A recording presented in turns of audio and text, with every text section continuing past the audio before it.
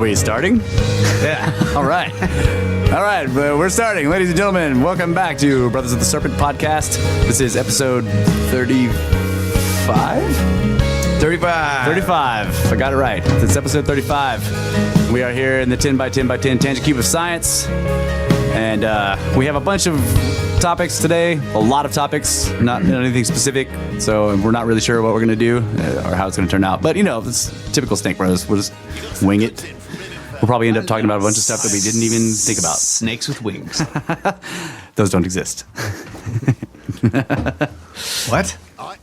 Yeah. Remember that? I was saying that with Ivan Sanderson like last week on the last show that he mentioned the winged snakes from Indonesia or whatever. And he, Get out of my office. yeah. I think geologists like, this guy needs to be fired.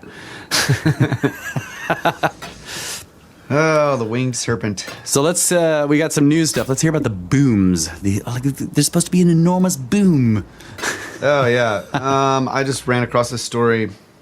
I love this phantom noises. They're calling it overnight booms. Yeah. Overnight booms. Overnight boom investigated. So far, a mystery. So, Wheat Ridge, Colorado, CBS 4. Wheat Ridge police say they have a true mystery on their hands. Investigators in the Denver suburb have received dozens of reports of a loud boom happening overnight. Neighbors have said the noise, which some describe as an explosion or gunshot, only happens once around 3 a.m., typically over the weekend. The noise, according to reports, only happens once, but has been occurring for months now. Okay, so it's reoccurring. Okay. Yeah. And then they have some testimonials. I was dead asleep, and what was that? And then I'm back asleep. Now it seems like even more of a mystery. You can hear it a ways away, but it's loud enough to wake me up. No one can figure out where it's coming from, and the local prison guards also don't know where it's coming from. But I just threw that in there. Yeah. But it just occurred to me that it's like 3 a.m. every night, like the guy's going down in his tunnel. Yeah. Oh, we don't know what that is. Are there old mines? There's mines in Colorado. I mean, like, yeah, I don't know. Somebody's blasting. Police say they don't know where the noise is coming from. Witnesses have reported it online, but have not called 911 when it happens. So there's not a good record of when it occurs.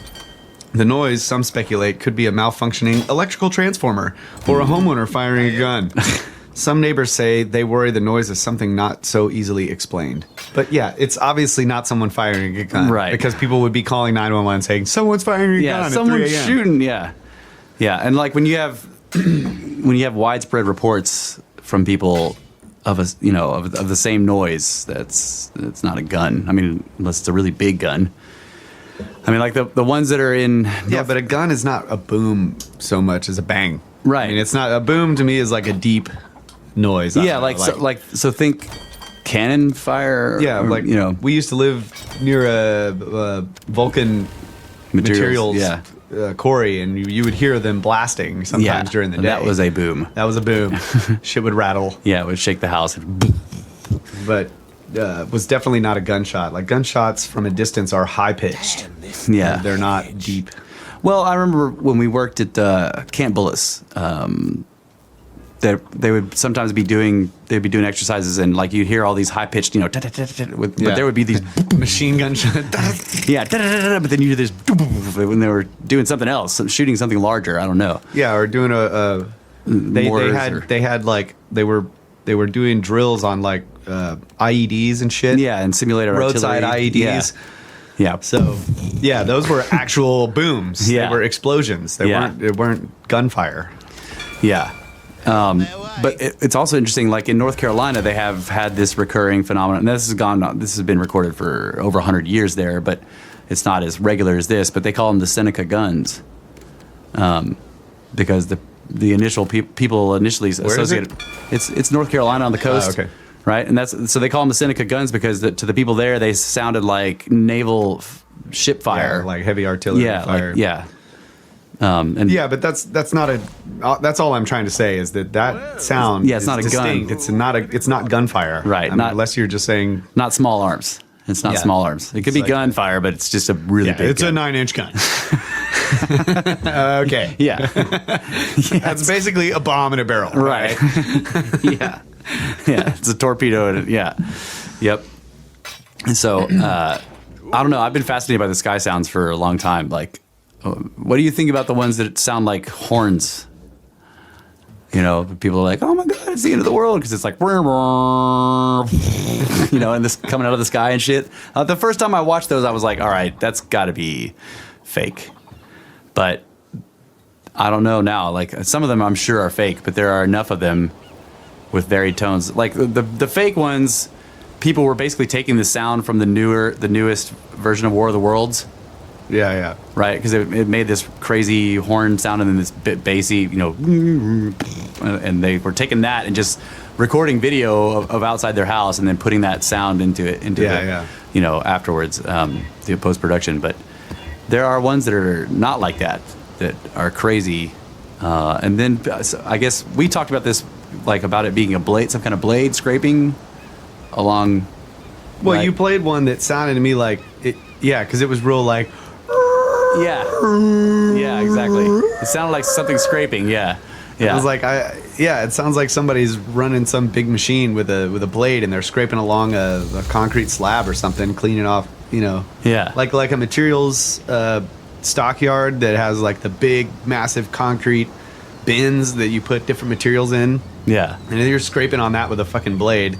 Sometimes it resonates like when you're moving a chair across the floor. Yeah. You could move the chair and it's silent, but then you might just, you know, strike a harmonic of the chair and it's a whoa. Yeah. Like, and once you get it going, it's hard to make it stop. Right. Like Will Smith dragging the table in Men in Black, right?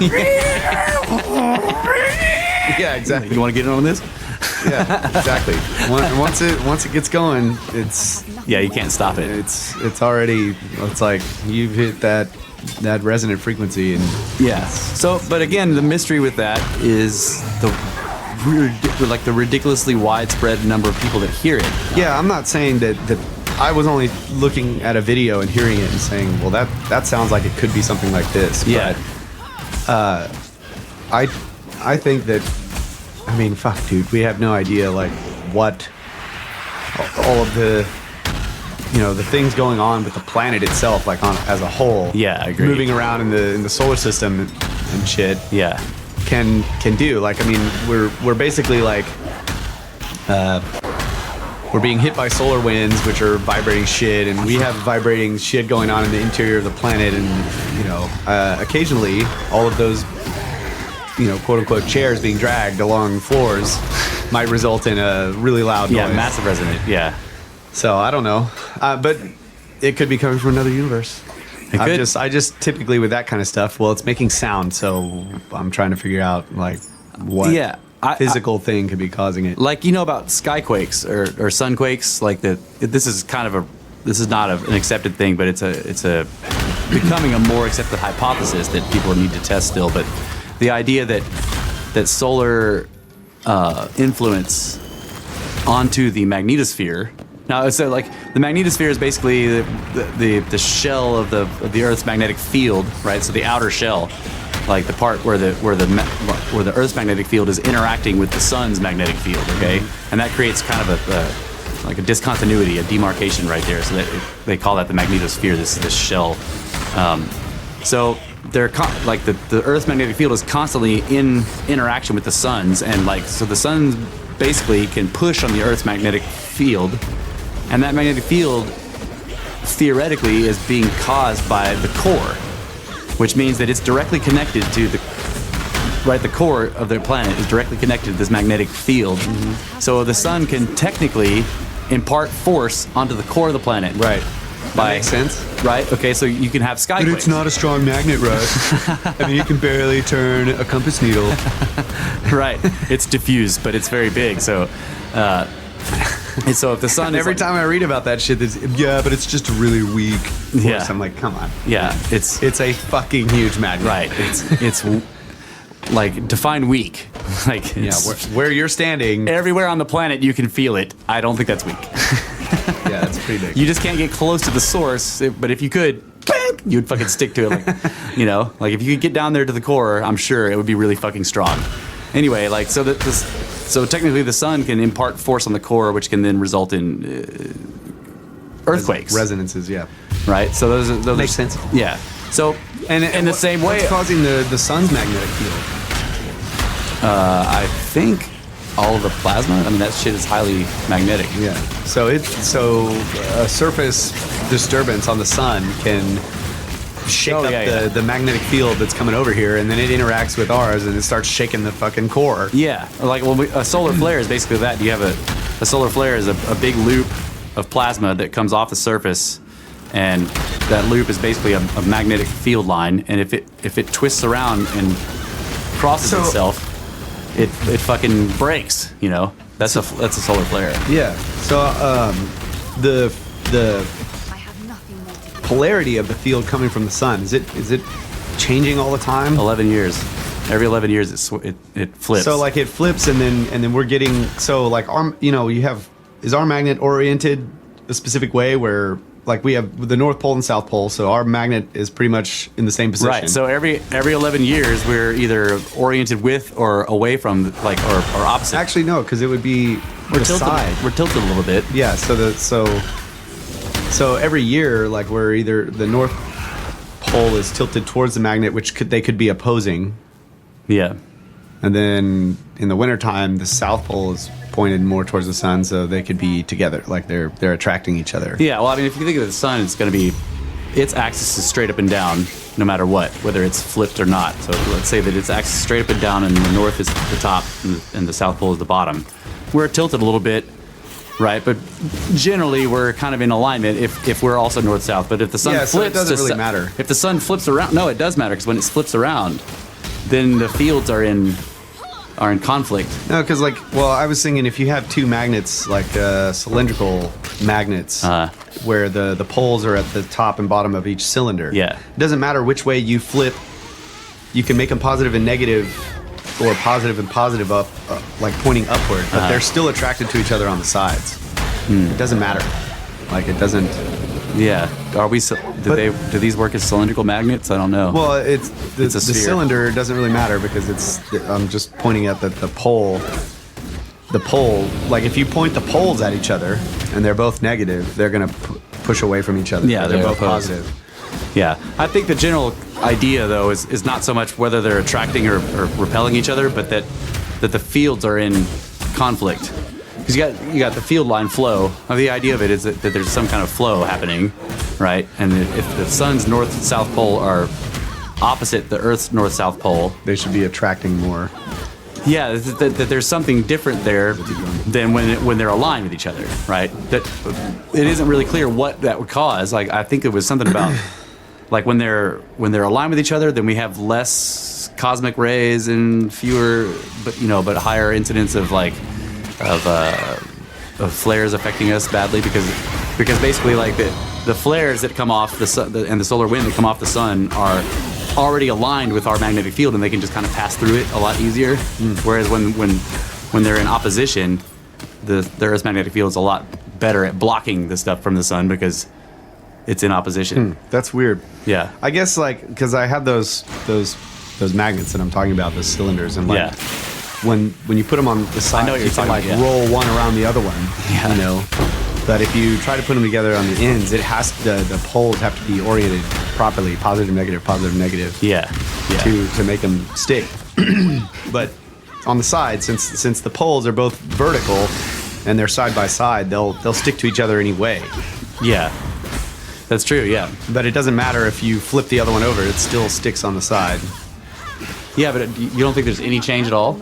No, there probably is, and I'm wondering if, like, hard to detect by hand. Maybe. I seem to remember, like, when you roll it, it like really wants to be. It would rather be in one position, but if you roll it, it kind of like moves around to the other side. Yeah, that sounds right. But I don't know. Fucking magnets. God damn it! How do they work?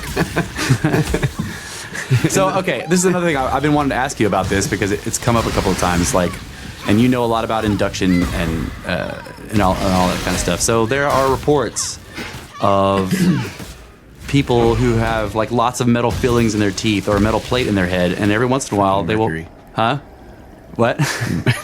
Did you say something about mercury? Fucking mercury fillings. Not killing people since the 40s. Oh, yeah. That's right. But it's deadly. Yeah, so they have these fillings or a plate in their head or whatever, and sometimes they will hear music or talking or whatever coming. And my assumption, and a lot of other people are thinking like, well, they're picking up AM radio somehow. It's got to be AM. I thought we talked about this. But my question is, what is the mechanism for changing the induction of the signal into sound? Like how's that happening? Like, is it the interface between the metal and the biology somehow? Like where the metal is because you have to filter out the carrier wave, right? Yeah. And so like when your teeth, when this giant filling in your tooth starts playing fucking jazz from some AM station, okay, and it's obviously not gonna be a good speaker, but you can hear it coming out of your mouth or whatever, and you can feel it. Like, what's happening there? Because I know that like the metal, as a natural antenna of the radio wave, is picking it up and it's inducting it. Well, where do we go from there to get the sound? Well, it doesn't necessarily have to be electrical induction. I mean, it could be because the metal is a crystal too, so it could be actually resonating it. Just purely resonating like. But I don't understand how it can filter out the carrier wave. Like why they don't just get like static, Yeah. Whatever. I don't know. Well, is there a carrier wave in AM? AM's just it's amplitude. right. So the signal's getting stronger or weaker, but the frequency is staying the same. So, right? Like, yeah. Well, I mean, the frequency is the frequency of the carrier wave remains the same. It's a single wave, but it's the amplitude of that wave is being modulated. So you pick a frequency. Yeah. Whatever if it's 1200. Right. Whereas I'm just not picking that for any specific reason, but I'm just saying. Whereas FM is like frequency modulation, so that's so that would be a lot harder for, like, you could imagine like a natural pickup, right? Like, because the frequency is changing, I would think that like that would not work with this situation where you got some metal plate that's picking up the signal. Like, I don't know. For some reason, I assume that AM, since it remains on the same frequency. Yeah, because it makes more sense. Like, if their filling is the right size that matches the actual wave of the frequency of the carrier wave itself, then what you're suggesting is that would be easier to filter out. Yeah. Whereas if it was a broad frequency spectrum, then they'd have to have like 88 teeth, right, of all different sizes. Yeah, and they have to be exactly the right size. Yeah, yeah, that makes sense. But I don't. I guess what I'm saying is that because you're saying that the way we would normally do it is that you have the carrier wave frequency, and then the amplitude of the frequency is being modulated by the audio signal coming into the radio transmitter. Right. So like when we're talking, all the different frequencies, all the information of our voices are modulating the amplitude of a single wave. Right, the power of it, yeah. And so it's just like any other transducer. Like once you take out the carrier wave, you have the information that is all the frequencies and everything modulated into that wave. So you can't do that with this setup. So that's what I'm saying. Like, what's happening is the mere fact that the amplification and deamplification, during silence parts, that itself is causing the filling or the tooth or the plate to vibrate enough to result in sound. That you see what I'm saying? Like my question is, what is the interface that is making the noise? My point was that perhaps it's because normally what we would do is we would take the carrier wave out, and then we have electrical information, right? An electrical signal, and then we send that signal through an electromagnet, that moves the diaphragm. Yeah. So you can't do that in this case. Right. Well, what I was, so my point was that perhaps the tooth or the filling itself is actually resonating because it's crystalline too. So the actual induction of electricity into it can make it resonate. Right. Anyway. So the carrier wave, it's resonating with the frequency of the carrier wave, and then the changes in amplitude are changing that resonance. Are actually making the crystal kind of move. So right. There's a physical motion, not specifically induction of electrical currents, which need to go into the brain and then be turned into music somehow. Right. No, because other people can hear the music too. You know, like the guy opens his mouth and people can hear the music coming. Yeah, so it's going. Yeah. It's like you can actually make a radio without Power, without using electricity. But I mean, it does use electricity, but you don't need an external power source. Yeah, the induction provides And it. then there's like there's all kinds of ways to do it. With crystals, you can crystal is a natural transducer from electrical to Kinetic. sonic or whatever, actual motion, kinetic motion. Yeah. Till next time, shall we So- cope, Savior? I don't know, man. 'Cause I was just reading It's odd that it'd be loud. It's not loud, but it's loud enough. You know what I mean? I mean, you can bite down onto something that's vibrating. It gets really fucking loud. Right even in your if you head. can't hear it. Yeah. If you can't hear it, but you You bite down and Clank down. Yeah. So, because I was reading this story, this guy he basically posted this. I was on Reddit, and he was in the unexplained mysteries subreddit. And he was like, "So who can explain this?" And he talked about how he had an old house that he lived in for about a decade. That he was like, it was really old, and it had copper everywhere, copper pipes, copper gutters, copper. Everything was made out of copper. And then he was like, and we had some really badass lightning rods too, which was interesting. But he was like, on really calm days, when everything was really quiet, there was like jazz music coming from somewhere in the house, and we could never find it, right? And it was like, he was like, we could never locate the source. Fuck yeah. But there was just like this quiet, jazz. Thank God it was that and not Tejano. Yeah. That's all I gotta say. Fucking give me jazz any day. And so I replied to him and pointed out that people have gotten music from fillings and metal plates in their heads and shit like that. And that it's commonly sort of thought that they're picking up radio waves somehow, AM radio waves somehow. And so maybe his house was doing that with the copper. Yeah, I mean, that's totally possible, I think.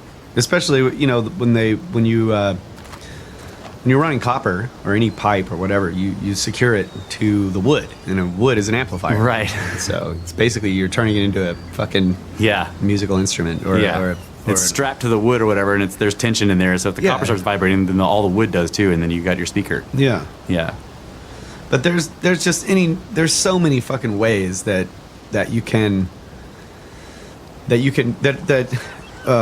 electromagnetic frequencies are being transduced into audio all the time. We can't hear it necessarily because you're not biting it or you're not. Yeah, that's true. But it's always happening naturally. I mean, this is probably how we discovered it in the first place, right? Yeah. Why is this crystal fucking moving around on my table? I haven't touched it. Okay, so now that here we go with the tangents. This reminds me of I was just reading. I've got this book called "The Disinformation Guide to Ancient Aliens, Lost Civilizations," yada yada yada yada. Yeah, by so and so. It's by a bunch of people. It's basically a collection of articles written by all the great. Et al. Yeah, et al. Yeah. Graham Hancock et al. It's got everybody in there. John Anthony West, which rest in peace, brother. R.I.P. bro. Yeah. I read that article by John Anthony West in that book the night before he passed, and that was really, I don't know. For me, that was a synchronicity that was very moving because it was it was the last word from him. And I'm reading it the night before, and I'm like, okay, give me the bobbleheads, bro. And we have the bobbleheads and shit. And sure enough, it was in there. I was like, yes. And striped toothpaste. Yeah. Anyway, in that they were talking about one of the articles was discussing the I can't even call it a hypothesis, but the idea that crystals, if excited by electricity in a certain way, the flexing, the piezoelectric flexing that happens when you put electricity into them, actually makes their, I don't know how to say it. It makes them seem to be affected less by gravity, or maybe their inertia drops or something. Okay. Yeah. So the idea is that maybe this is one of the ways that the ancients were moving these enormous blocks. Like if you apply electricity directly to the block that's full of crystals With the Jed pillar. Yeah.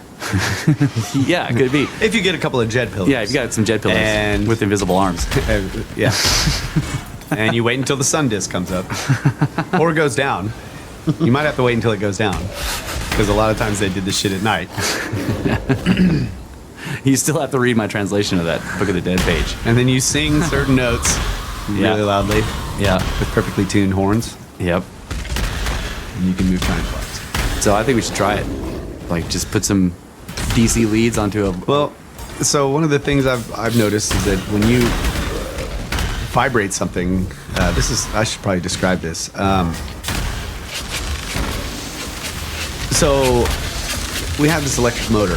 I'm not going to tell you why, but we put an offset weight on the motor, and it's a big fucking motor.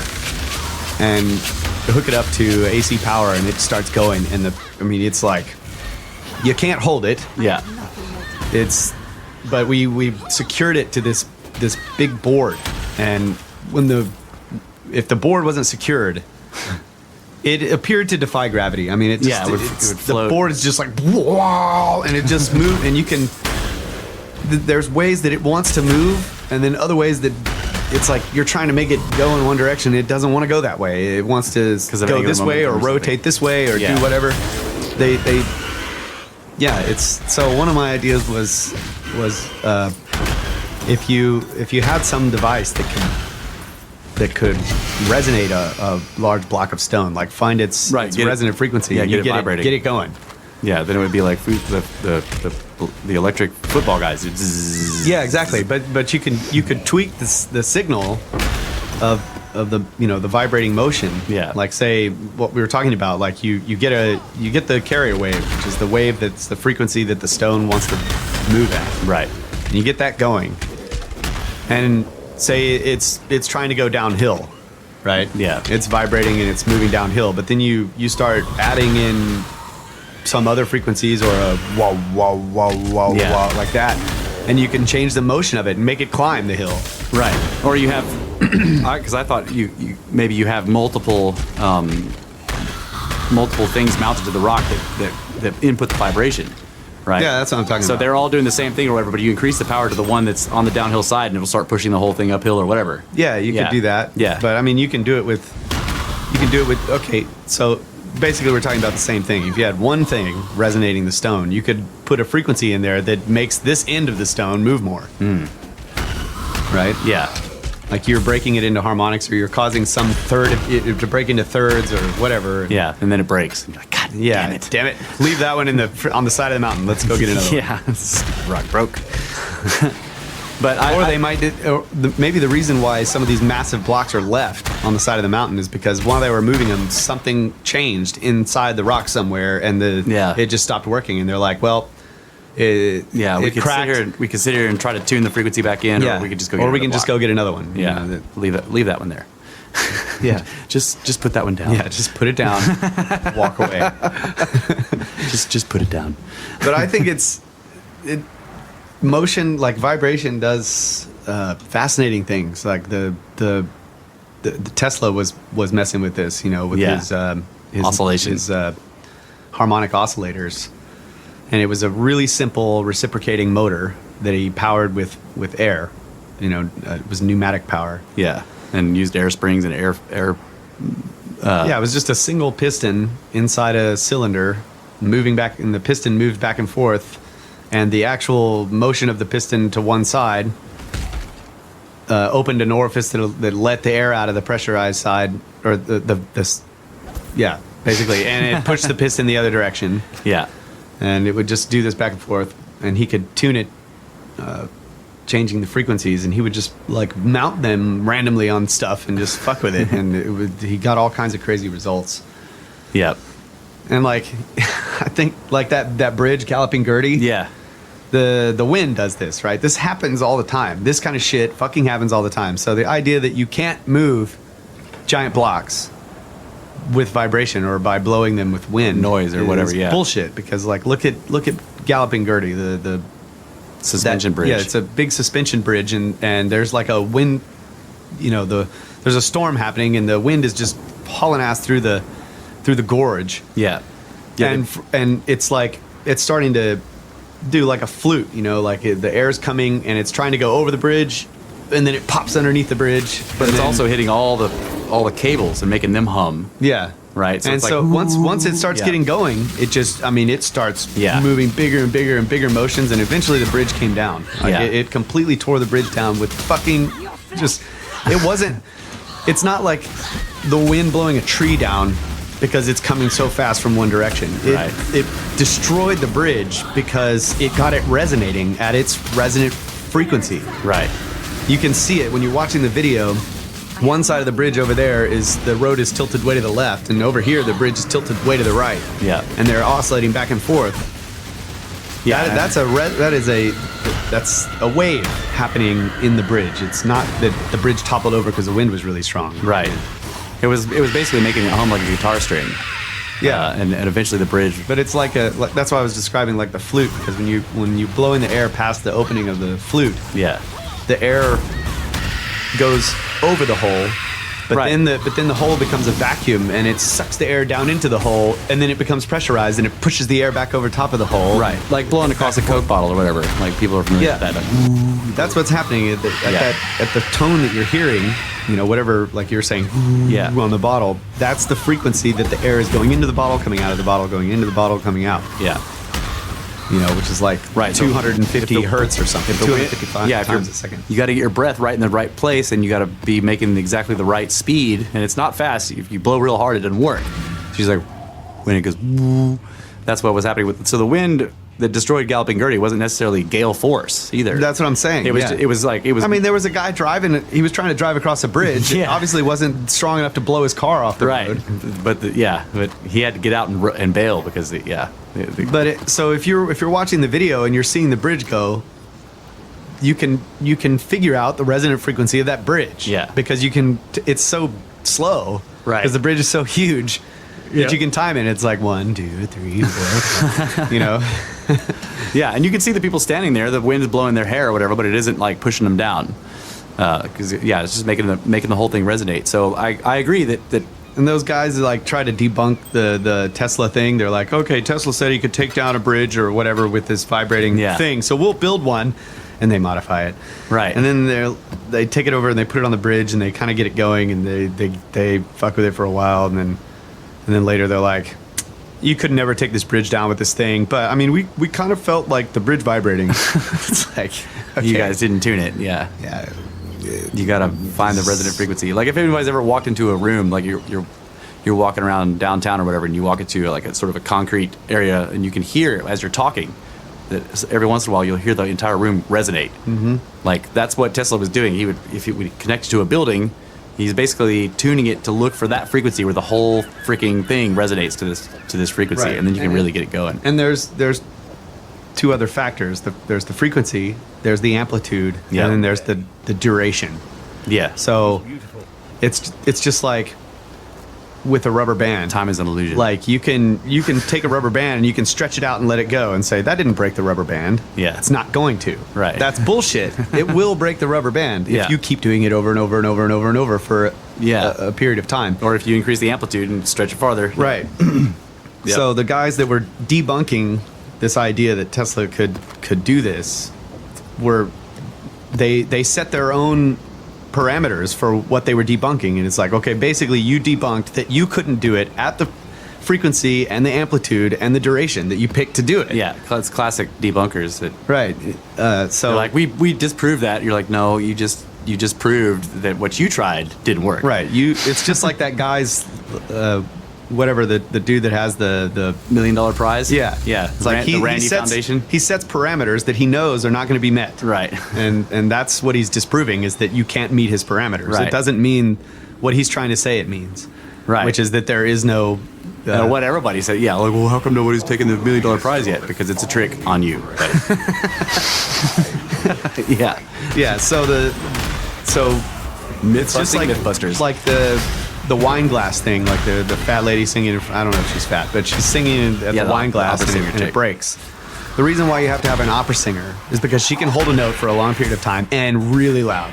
Right. And she has good pitch, so she can pick the note that the wine glass resonates at. Right. And it was high pitched too. Right, so there's all three of those things. Like the reason why you can't do it is because you can't sing as loud as that lady, Or as long. or as high, or as long. Right. So it's all three factors. So basically what the Mythbusters guys were doing was like taking the wine glass and going, well, that didn't break it. yeah, but I felt it vibrate a little bit. And so what I'm saying is, like, the fact that you felt the bridge vibrate proves that it's possible to do that. Exactly. Because what is a vibration? It's like you're moving the fucking bridge. So Yeah. if you went out there with a bomb and you put a bomb on there, what the bomb is a really loud noise at a whole shitload of frequencies, just like for a long enough period to knock some rocks off of whatever Right. you're putting it next to. Yeah, it's one pulse that has enough amplitude to blow some shit up. Right, and it's like a range of frequencies. So Yeah. it's it's a broad band of frequencies. So it blows up rocks. So if you can put dynamite on a bridge, you are also proving that you can break the bridge with a fucking device at a single frequency at a Yeah. high enough amplitude. That's right. For a long enough duration. That's right. Because that's exactly what the bomb is doing. That's right. And with that, I think we have. No, I want to fucking talk about this more. I think we have. We've gone for long enough at a high enough amplitude to end this session of this segment.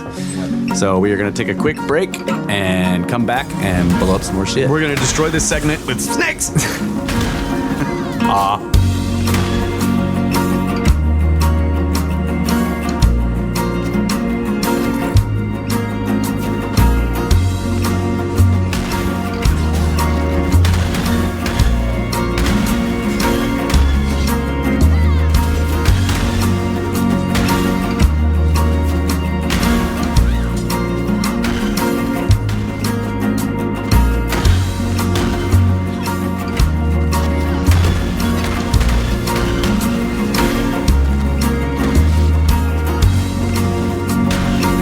So I just realized what I'm gonna do the next time I'm at a pyramid. I'm gonna bite it.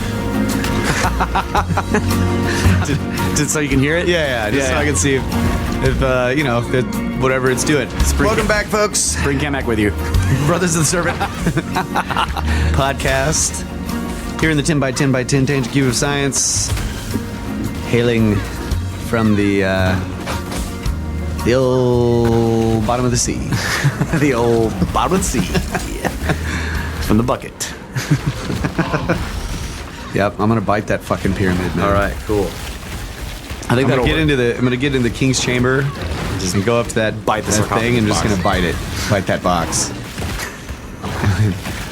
And it's gonna tell me all of the ancient knowledge. Yeah, It's what- just gonna be like put it Yeah. into my brain. Direct transfer. Yeah. Welcome to Pyramid Bite Interface.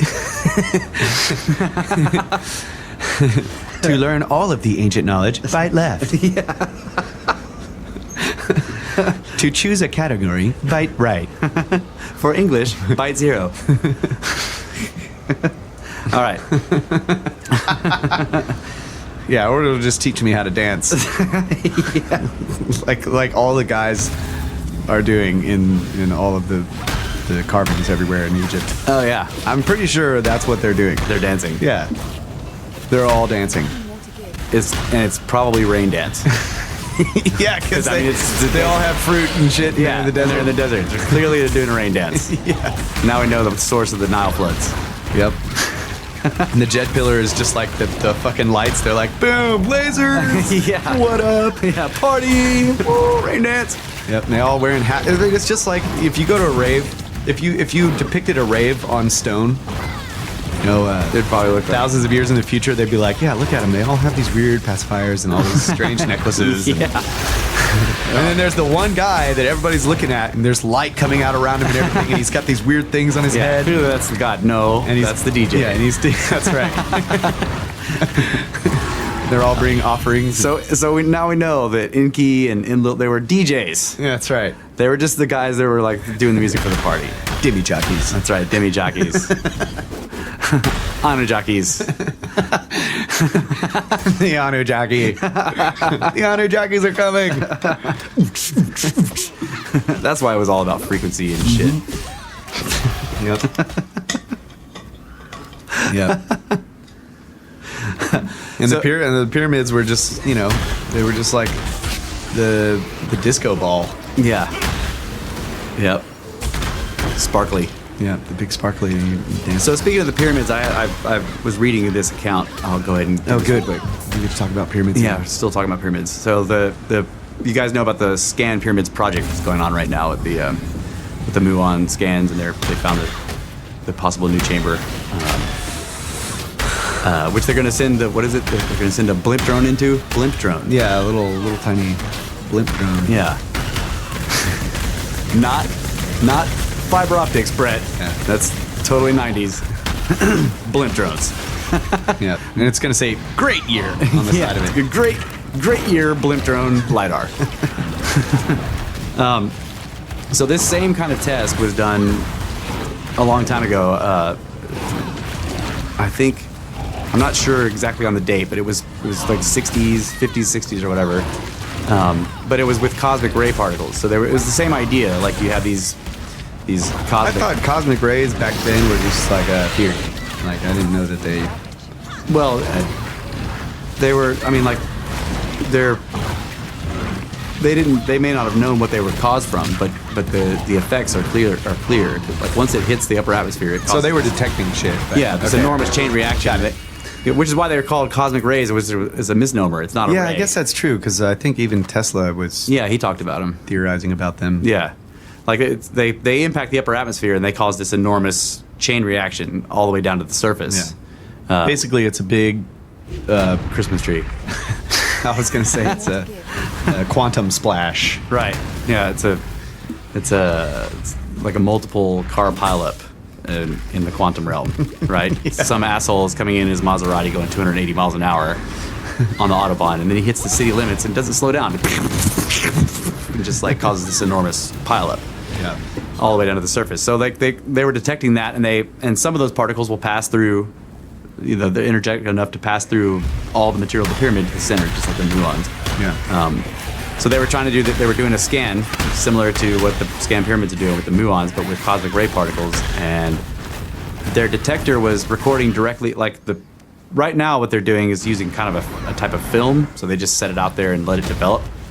What they were doing back then was they had a detector, like some kind of eye that was looking for this, and then it would just record what it saw to a magnetic tape drive, which is what they used for storage back then. What was interesting to me about this is that the project failed because something about the pyramid itself was scrambling the magnetic tapes over time. Yeah. Either that, or it was encoding something on the magnetic tapes. Right. It was trying to record. It was like, holy shit, they finally brought magnetic tapes. Hey, guys! Yeah. I don't care what you're trying to record, but check this out. Cosmic ray bullshit. Look at all this ancient knowledge. And they're like, wow, these are scrambled, and they throw them away. It's like, no, this is the knowledge of Enoch. Nope. We just want cosmic ray graphs. So that project failed, and I thought that was really interesting because like the actual scientist who was running the computer, they had a big IBM out there or whatever, and he's running it, and he said something about some property of the pyramid that we don't understand is scrambling the magnetic tape, like making them into gibberish, basically. Yeah, noise. Yeah. So with magnetic tape, I don't know if all of you are familiar with how that works, but it's basically like you can the diagrams that I've seen are like these little lines, like imagine like a bunch of pills, right? Pills, all on a strip, and they're all facing the same way, like a bunch of cars on a road, all pointing the same direction. And then that's like a brand new tape.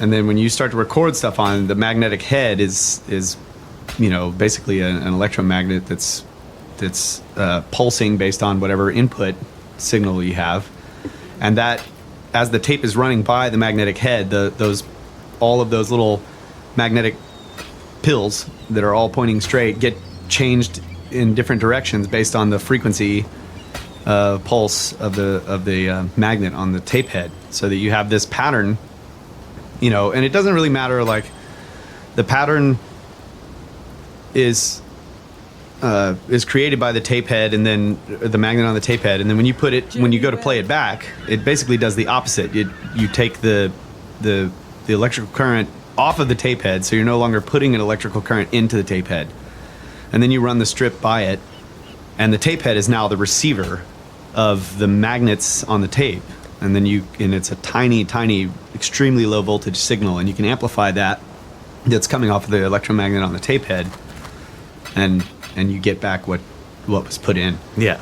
So an interesting thing, like in recording in studios, like they still use today the 2-inch tape machines and stuff. It's basically like a massive reel of tape that's 2 inches wide, as opposed to like the cassette tapes that we have that are 3/16 or an eighth of an inch, or whatever. eighth of an inch wide or whatever they are. So it's 2 inches wide because they can put a lot of tracks on there at once. yeah, you can put there are 24 tracks, and then they run the reels like really fast. So the faster you move it, the more high definition your recording is. Yeah. Because you have more little pills per more second. little pills. Yeah, more pills per second. That's right. Grabbing pills. PPS. Pills per second. So there's this thing called tape compression, and when you first record onto the tape, the all the little pills are like moved to the maximum, articulation or whatever that they're going to be after the recording. Yeah. But each one of the little pills has their own field. So Yeah. all their fields are being disoriented. They used to all be in a line, and now Right. they're all being. So they're kind of pushing and pulling on each other in all these different ways after you first record. So the idea of natural tape compression was that after you recorded, you at least let the tape rest for 15 minutes before you bounce off of it. Because it will Kinda smooths it out? Yeah, it will smooth it out. You'll get rid of some harsh tones, and all this, these little artifacts in there will kind of the pills will all be pulling on each other, and they'll all kind of try to get. It's like a better. normalization. Yeah. Yeah, It's cool. Tries to bring them back. And so if there's like some anomaly that was recorded in there, or like a really high frequency, and there's like a line of pills that are all just way out of whack, they'll all kind of over the 15 minutes sort of be pulled a little bit straighter. Yeah. And so it'll compress that. So it's interesting to think that it would be a great experiment, and if I ever go to the pyramid, right after I bite it, Bring a magnetic tape with you. yeah, buy a big ass reel of fucking See what of it magnetic tape, and just put that would be badass to like put the machine in there, and don't put any input on it, or you could just stretch it out. Well, Or just run the reel. Probably wouldn't be able to do anything like that, but you might be able to walk in with a tape cassette in your pocket and just see if it affects it. So this is making me think though how to do it right, because if tape isn't a reel, it's all rolled up. It's not gonna work. Well, Like that's what it was doing to these, because they were reels of tape, and he'd grab another reel and put it in there and show that it was like totally scrambled. That's what I'm saying. When it's all bundled up next to each other. So the way we record is we take just one strip of the tape. You mean if something actually is trying to be recorded? Is that what you're talking about? Yeah, Okay, because if you just put a whole roll, like if you just took a tape where all the tapes rolled up, and then ran a magnet, and then you across put it. a magnet on there and spoke into a microphone, and then the magnet was yeah, that wouldn't work. it would just scramble it. Yeah. What you need is the tape moving past. So what would be interesting is to build a device, like make a Faraday cage Yeah. in a strip that runs into the pyramid Yeah. and out. Yep. And then you run the tape in there, and when it gets inside, there's a section where it's not in the Faraday cage, and the tape continues to run through the pyramid and back out into the reel outside, Yeah. and you're actually recording on the as the strip passes the open area inside with no Faraday cage. What the fuck is going on with the magnetic situation in there? And then you play it back and you hear "Walk like an Egyptian." But what if it's something going on with the Earth, like something? Yeah, the idea is that they were built at power points. Like this is another one of the articles I was reading in that book, the Disinformation Guide. That he was talking about how the Paleolithic megalithic culture, the one that precedes all writing, precedes the Neolithic guys, right? They were the ones that initially found these power places on the planet that have something to do with subtle Earth energies, and they would set up menhirs like single standing stones or stone circles or whatever, and then like over time, as time passed, the cultures that came after them continued to venerate these places, even though they may have forgotten why. Yeah. Right. So chapels, cathedrals, and all these ancient places like temples, all this stuff are built on these very old vortices, I guess would be the word of earth energies, and so the pyramids are definitely on those. The whole Giza Plateau is one, probably. That's badass. What are the ley lines? Yeah, ley lines. What do you know about those? I know that they were initially discovered because of that like multiple ancient places or places of worship or power, or like places where temples or cathedrals or very ancient spots were, or places with standing stones or whatever, or dolmens, were on these contiguous lines. They were clearly on some kind of grid, okay? Not literally a grid, but they were aligned with each other. Like you would find a whole bunch of them in a line, and they would usually coincide with earth lines. Like, so if you take the earth and you put a grid on it, you got the north-south lines and the east-west ones, right? So the ley lines are following these sometimes, but not always, because the earth energies don't always follow those lines, and it seems to be triangles. I'm not sure, but that was the initial thing. Is somebody who was just looking at the alignments of all these ancient places, mostly in England, okay. But after he wrote a book about it, he was like, look at how these places are all aligned with each other. Look at how all these structures lay in these lines. Yeah. Well, the people started to look all around the world, and they started to see, there's the classic, the 33rd parallel. Like, yeah. I mean, you can follow that one all the way around the planet, and it's got tons and tons of sites. So what is it? Like, what? Okay, so I seem to remember that. Well, people say that they can follow them with dowsing. But I seem to remember that the lines were initially like, oh, that's bullshit. It's a bunch of hocus pocus. But then they eventually found out, wait a minute, this is real. Like something like physicists are like, yeah, there are these lines. And yeah, well, some, not all of them. Like, but what are they? Like, no one knows. Yeah, so it's not necessarily magnetic or the term is telluric current, which basically just means earth energy. Fuck is that? Yeah, but it isn't really clear what it is. But I have found, like, an experiment that I did, right, was like you can, like, there will be places of telluric current located in very old rock formations, okay, and I found that I could take capacitors that are completely discharged and set them out on old rock formations out here where we live, and give them a couple of days, and I go back out there and grab them, and they're charged, okay, just from sitting there. I did it. Right. So this is a function of the telluric current. It's charging the capacitor over time. It's a very slow charge, but it works. Yeah. But I don't know what they are. I mean, so ley lines and telluric currents are associated, and somehow these ancients were sensitive to it or whatever. But people that do dowsing say that they can follow them. So you can follow these ley lines with the dowsing rod, and so people have done that too. Like they'll get out there and just you start from a known ancient place, right, and sort of start dowsing around it until you find a path of power, and you start following that, and eventually it will lead you to another temple / cairn, whatever. Yeah. So the guys in Guatemala obviously didn't get the memo. What? But they've been fucking digging around there for 15 years and didn't know that. Oh yeah. They could just douse and find all that shit. Yeah, well, they had to wait for LiDAR to be invented. Yeah.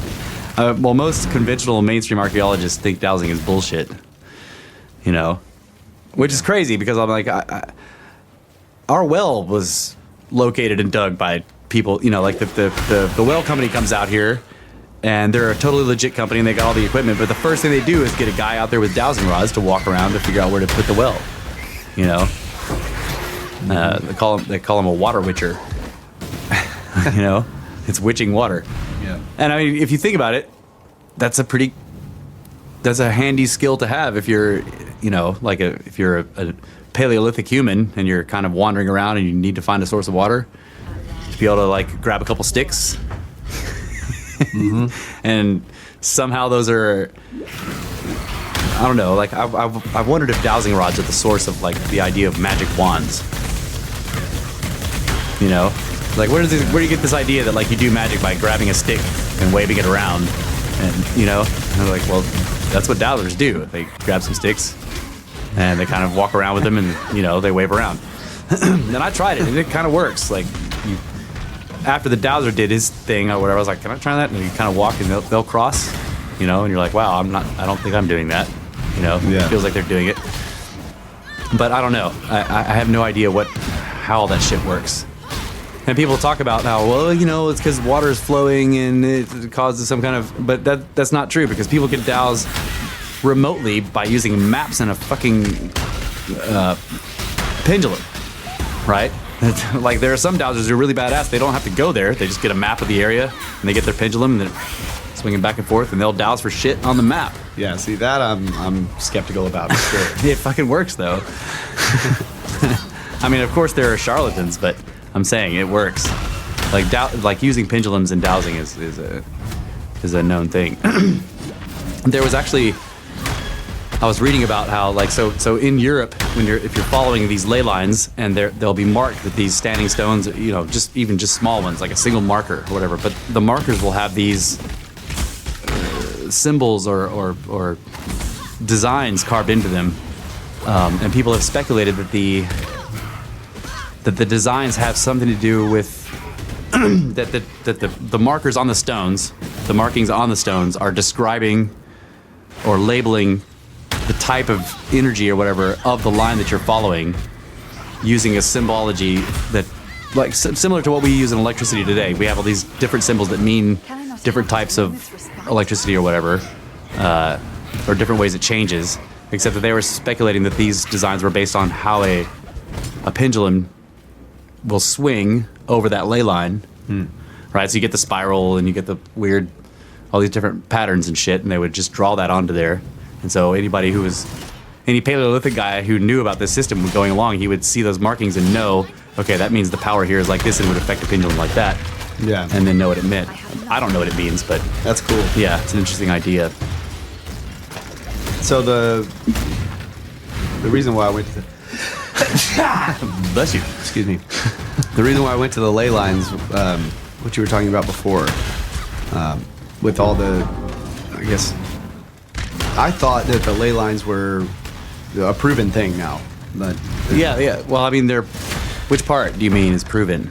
Which, like, that they're actually distinct, and there are these lines that exist of some weird something going on on Earth. But I would say that mainstream people think that they're lines in terms of alignments of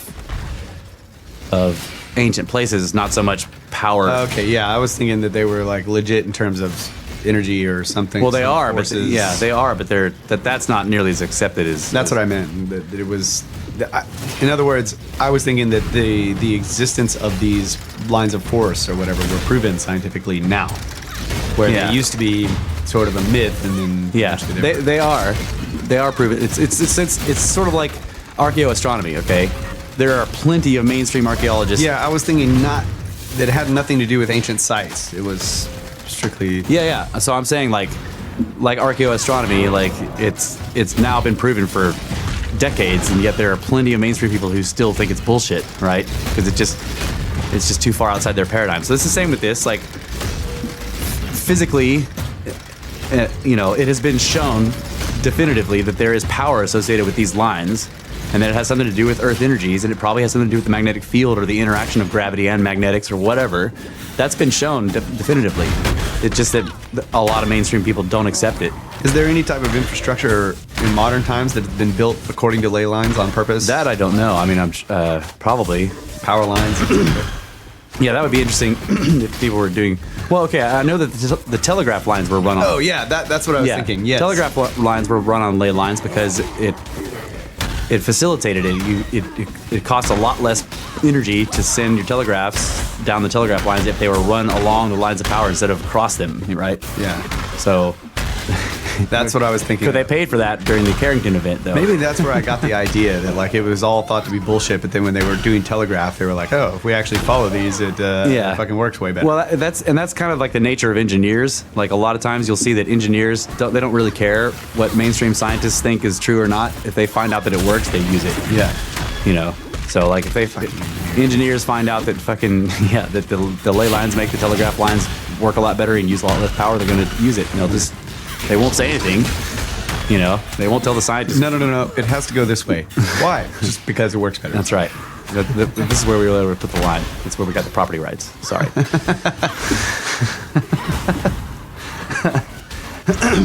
Well, I guess we can take another break. Oh, yeah. We can take a break. And,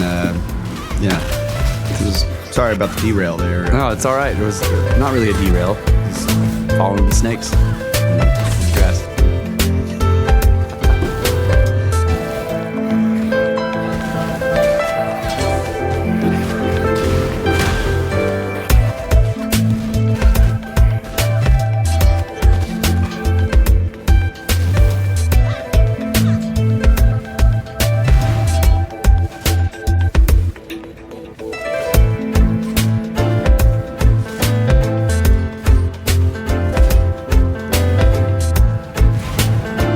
Pyramids tied behind our backs just to make it square. We are coming to you not live from the 10 by 10 by 10 tangent cube of science. We are discussing pyramids, ley lines, and many other things. Right now, I want to shift slightly the discussion to other mysterious things, ooparts, out of place artifacts, which we have discussed some before, but one of our favorites here at Snake Rose headquarters is, hey, what are you laughing for? This is a serious thing, Snake Rose headquarters. You're not allowed to laugh about it. Shit. The London Hammer is what it's called, which is interesting because it is found in Texas. I'm not sure why I guess it was London, Texas? Is that the deal? I don't know. Okay. Maybe it's a London-style hammer. I think, yeah, could be. I think it is. Okay, so let me just check this article out. 6 inches long, at only 6 inches long, the London Hammer, so named after being discovered near London, Texas, in 1936, is a peculiarly, how do you say that? Peculiarly small hammer. Peculiarly.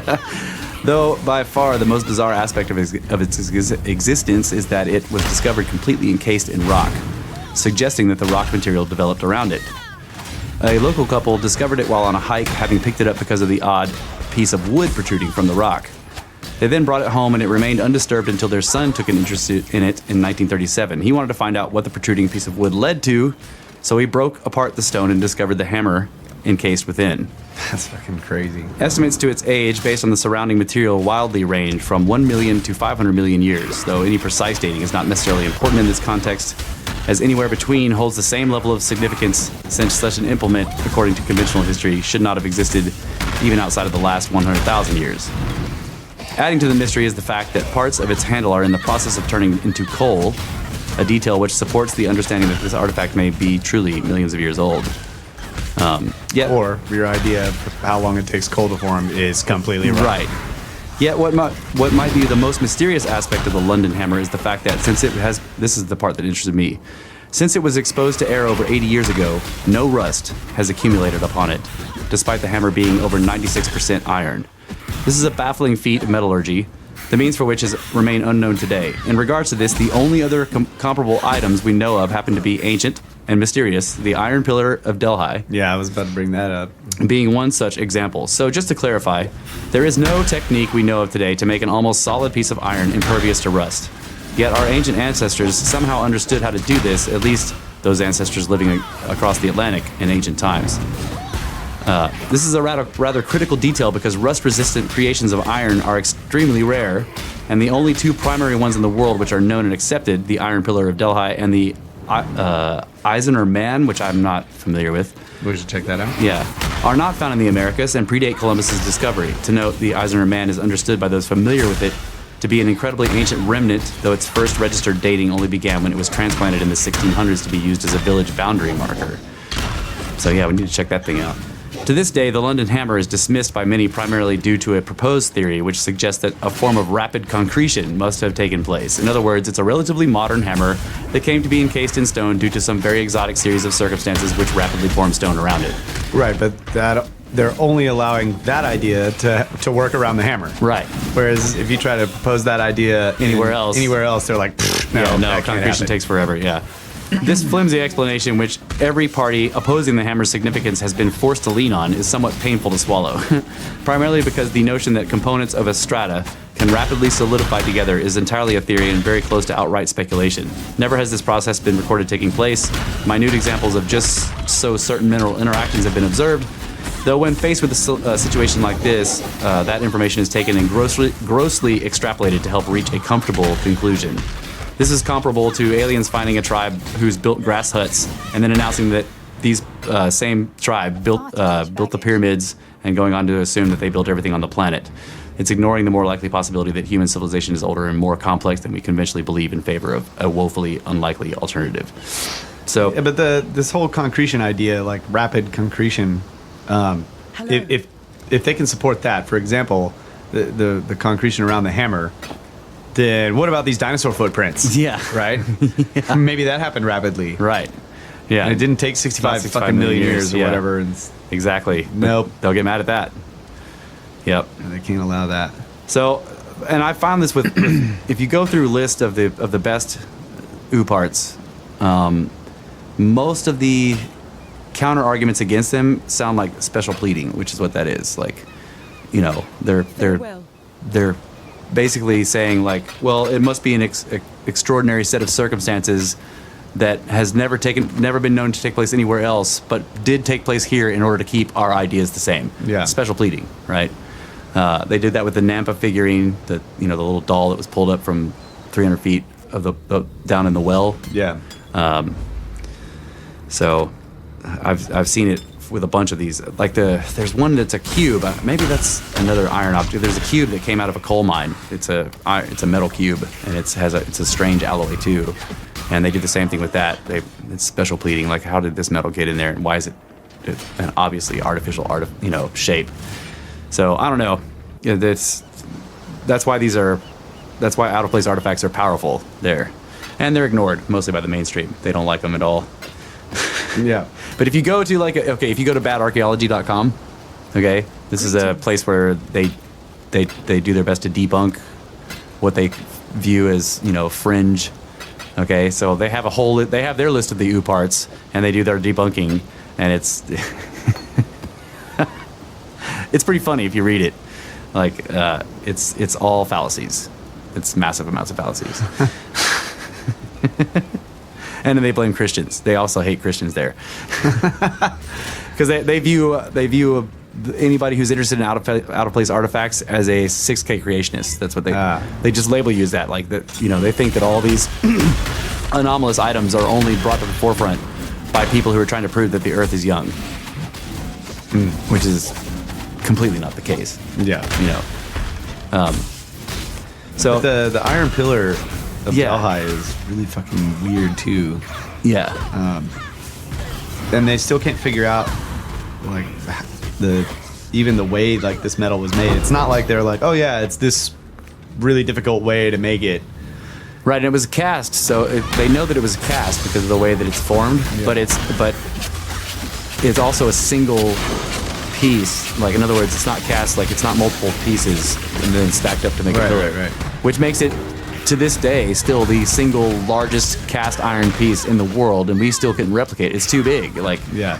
because there's a limit to casting iron based on, you start filling up a mold, and like everything needs to kind of stay the same temperature, and so there's a limit to how big of a mold you can fill up, because if the bottom part starts to cool before you've finished filling the thing, it's not going to work right? It won't form right.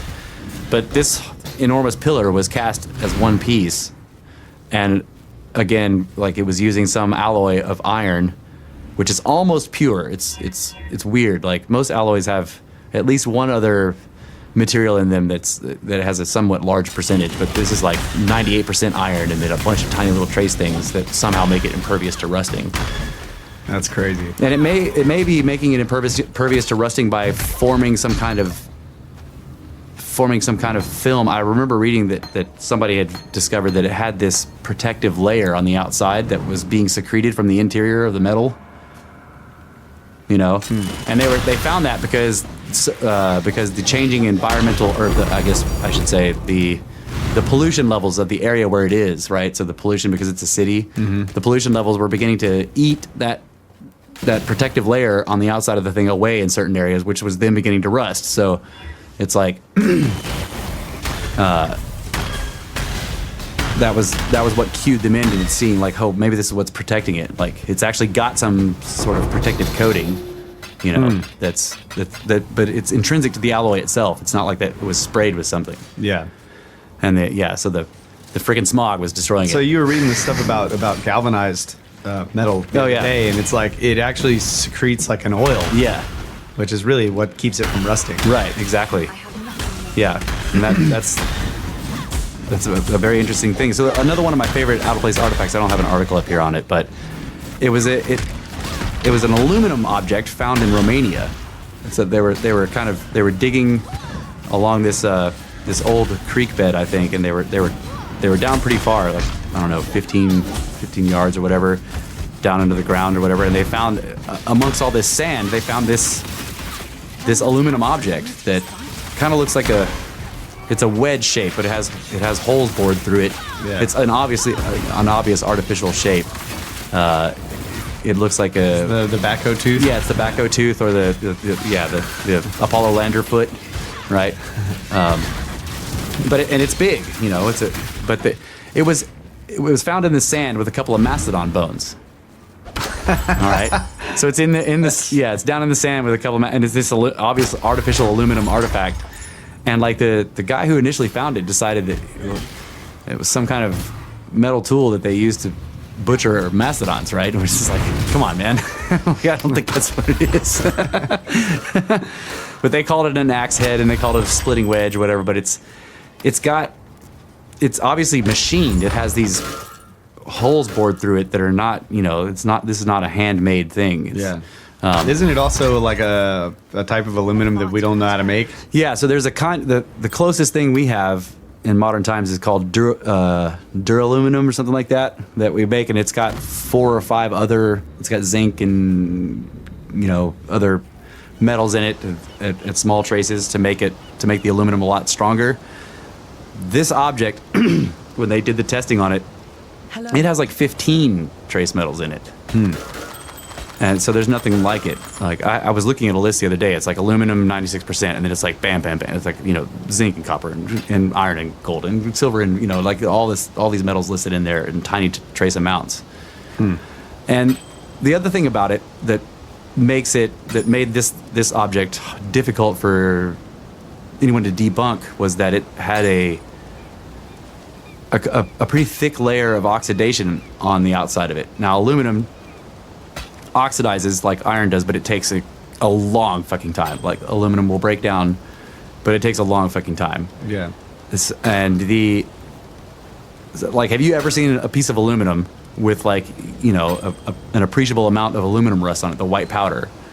Aluminum will develop like this white powdery stuff as it's rust. So think of when you've looked at iron and it's got a thick layer of rust on it. You've never seen a piece of aluminum like that because we haven't been making aluminum long enough for them to have developed that much, right? Well, this thing had like a 1/4 inch of white powder on top of it. Oh shit! Right, of this oxidized aluminum, which showed that it was very, very old. You know, tens of thousands of years at the least. Holy shit! And I think the other aluminum out of place artifact was that belt found in the Chinese tomb.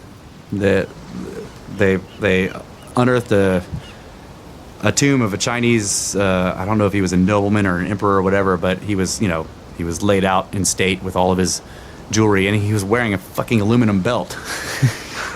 Badass. And the guy died like 1,000 years ago or whatever, and they're like, Batman. what? No. Yeah. And it was, you know, supposedly aluminum was only, they all started to make it in the late 1800s, right? It's a very recent metal for modern civilization. It's very recent. Like, and for a while, it was more valuable than gold, which is why the founding fathers put the top of the obelisk in Washington, the Washington Monument. Yeah, it's got a pyramidion of aluminum on it because at the time the aluminum was more valuable than gold, which is why they used it. That's interesting. I did not know that. Yeah, and if there's this is in one of the Dan Brown books, but like in the Capitol Rotunda, if you can get up there near where the painting is up there, you can get up. There's a walkway, and there's a place where there's a like a skylight or like a hatch you can open, and you can poke your head out of the top of the rotunda, and you can see the frickin' pyramidion of the obelisk out there. And if you do it at dawn or whatever, it comes up and like the sun shines off of it all bright and shit and hits you right in the eyes. Oh, that's badass. Yeah, it's really cool. Masons. Freaking awesome. Okay, so the other one I want to talk about that I've got an article on here is the rock wall in Texas. We're going Texas anomalies here. Where is my rock wall article? Cart ruts. Here it is. Okay. So for those of you that don't know, there is a place out. It's an annexed suburb of Dallas, right? So Dallas has since grown over this town, but they established this town 1800s sometime. I'm not sure on the dates. It doesn't really matter. But when they established it, it was kind of out in the boondocks, and it was going to be a little township. And they had big fights over what it was going to be called, and it was like the three main big families who were sort of financing everything were fighting over whose name the town was going to be, like whether it was going to be this guy's last name or that. And the fight over the town name was solved when they were building a communal, like an artesian well in the center of the town, and they hit under the ground. They hit like what appeared to them to be a very large, massive, megalithic stone wall. And they were like, well, that's the town name, Rockwall. Well, it's Rockwalls, right? So it's Rockwall, Texas. So the article says, a mysterious 18-mile wall lies beneath a town in Texas which received its name, Rockwall, once residents became aware of the enormous formation they were building upon. Although many in Rockwall, Texas today are unaware of the origin of their town's name, older residents will recall times when their family or family friends struggled with the immense wall running beneath their town while trying to dig a well or establish a structure. Some residents talk about the archways or windows their parents found while digging around it. Others talk about the nuisance that this giant wall, which altogether forms a large rectangle, presented when they were trying to originally create their homes. The wall was originally discovered in 1852 by T.U. Wade, B.F. Boydston, and a Mr. Stevenson. So those are the guys who were arguing over whose name is going to be the town. They came across the feature while establishing the area, and though they were originally torn on what to call their new settlement, they were so impressed by the wall that they unanimously decided to name their new town Rockwall. Since then, the wall has played a significant part in the lives of individuals settling in the area. Excavations into it and the chambers and passageways that it connects to beneath the town have together helped to show that the overall rectangular form of the wall is 5.6 miles long and 3.5 miles wide. Holy shit. The granddaughter of T.U. Wade, Mary Patty Gibson, who founded the Rockwall County Historical Foundation, has detailed many excavations into the passages and chambers connected to the wall. The passages generally lead towards the hill which the town is based upon, and the wall itself travels around. They're said to be made with steep slopes in a way that's similar to the passageways that have been attributed to the Mayans further south. Rooms and cubicles are also said to connect to these passageways. A particular excavation into one of the underground passages in 1909 was led by two men who were pursuing a treasure that local Native American lore had placed somewhere in the ancient maze of buried passageways. Holy shit. Apparently, oral tradition passed down by the natives in the region had kept them aware of the now buried complex. Still, no exact area was given to the men, and the effort was eventually abandoned due to the immense size and extreme depth that needed to be searched, roughly 20 square miles, as well as the fact that many of the passages required intensive labor to stabilize. For Harvard-trained architect John Lindsay, a man who spent a tremendous amount of time researching the wall, he's come to believe the site demands further attention as it showcases what appear to be a variety of man-made features. Quote, after compiling past records, data, and documents, including recent studies and research, evidence of a prehistoric structure built by man is mounting, unquote, John Lindsay in 1996. Wow. Geologist James Shelton is another figure who's intensively studied the area and joined researchers like John Lindsay in calling for a greater degree of attention to be given to the structure. He went as far as to publish a paper titled An Unsolicited Plea for an Assistance in Reevaluation of the Rockwall County, Texas Rockwall Anomaly, where, among other things, he discusses how the geological explanation for the wall being a natural formation has a severe number of issues undermining it. Undermining. In one such example, he explains that, quote, the Rockwall dike system has long been known for its resemblance to construction as opposed to most sand dikes that do not display staggered joint stone masonry features, unquote. So yeah, one of the things that the sculptors say is it's a sand dike, that it's a natural formation or whatever. And this guy's like, well, no other sand dike in the world looks like this. So Yeah. I'm not sure that is valid. As well, he details how, quote, various linteled portals and archways complete with arch-guiding Springer stones have been documented along the wall, unquote. Mr. Shelton goes on to say, many of the openings are, in fact, square and resemble windows or conduits for water. One lintel that was excavated and brought up from a water well in 1949 had what appeared to be an ancient script on it that is roughly in a straight line across the stone. Holy shit! What is more interesting is that a copper coin-like object found in cuttings from an augured well in 1870 in Illinois at a depth of 125 feet had 2 humans portrayed on it and the exact same script etched around the edge of the object. Gotta see these. Yeah. Where are they? Shit. Other researchers have dismissed the wall as a natural occurrence, claiming that it must be a very exotic example of a sand dike formation. Losers. Moving on. While most of these researchers will agree that it's like nothing they've ever seen before, the major stumbling block seems to be that the alternative explanation, being that the wall was constructed, is too far beyond their belief system, an issue which prevents many researchers from accepting extremely ancient constructions. The conventional understanding of history says that no civilization capable of creating such a work existed in the area, so acknowledging the wall as artificial means standing against the tenacious mainstream academic community and can amount to career suicide. The exposed wall is quite spectacular to see firsthand, and determining its origin, genesis, and age invokes a number of exciting research opportunities that can certainly advance our understanding of this type of phenomena.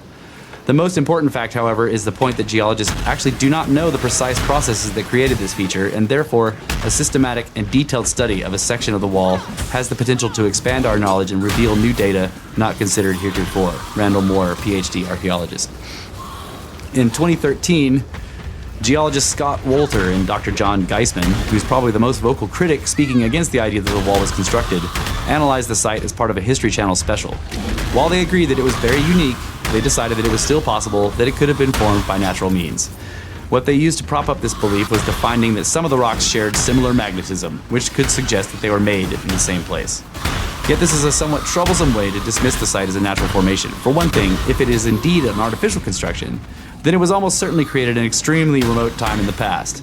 Right away, that extreme age poses an issue for understanding the origins of the site based on magnetism, because natural factors can alter the magnetism of an object over time. For another, the material tested could have come from the same area and is likely to have.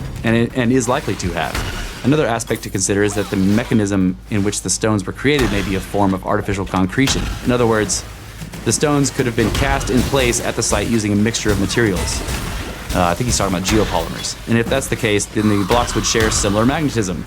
Many researchers studying some of the oldest megalithic sites have begun to consider concretion as a possibility because it explains many of the abnormalities that can be found as a mixture of material can be used to make unique shapes that are more resilient through the ages than square blocks, and the issue of transportation and placement becomes far more practical. Yeah. The formations of the wall resemble similar features that can be found further south in ruins attributed to the Maya, and as far south as Peru amongst the incredibly mysterious ruins of Sacsayhuama.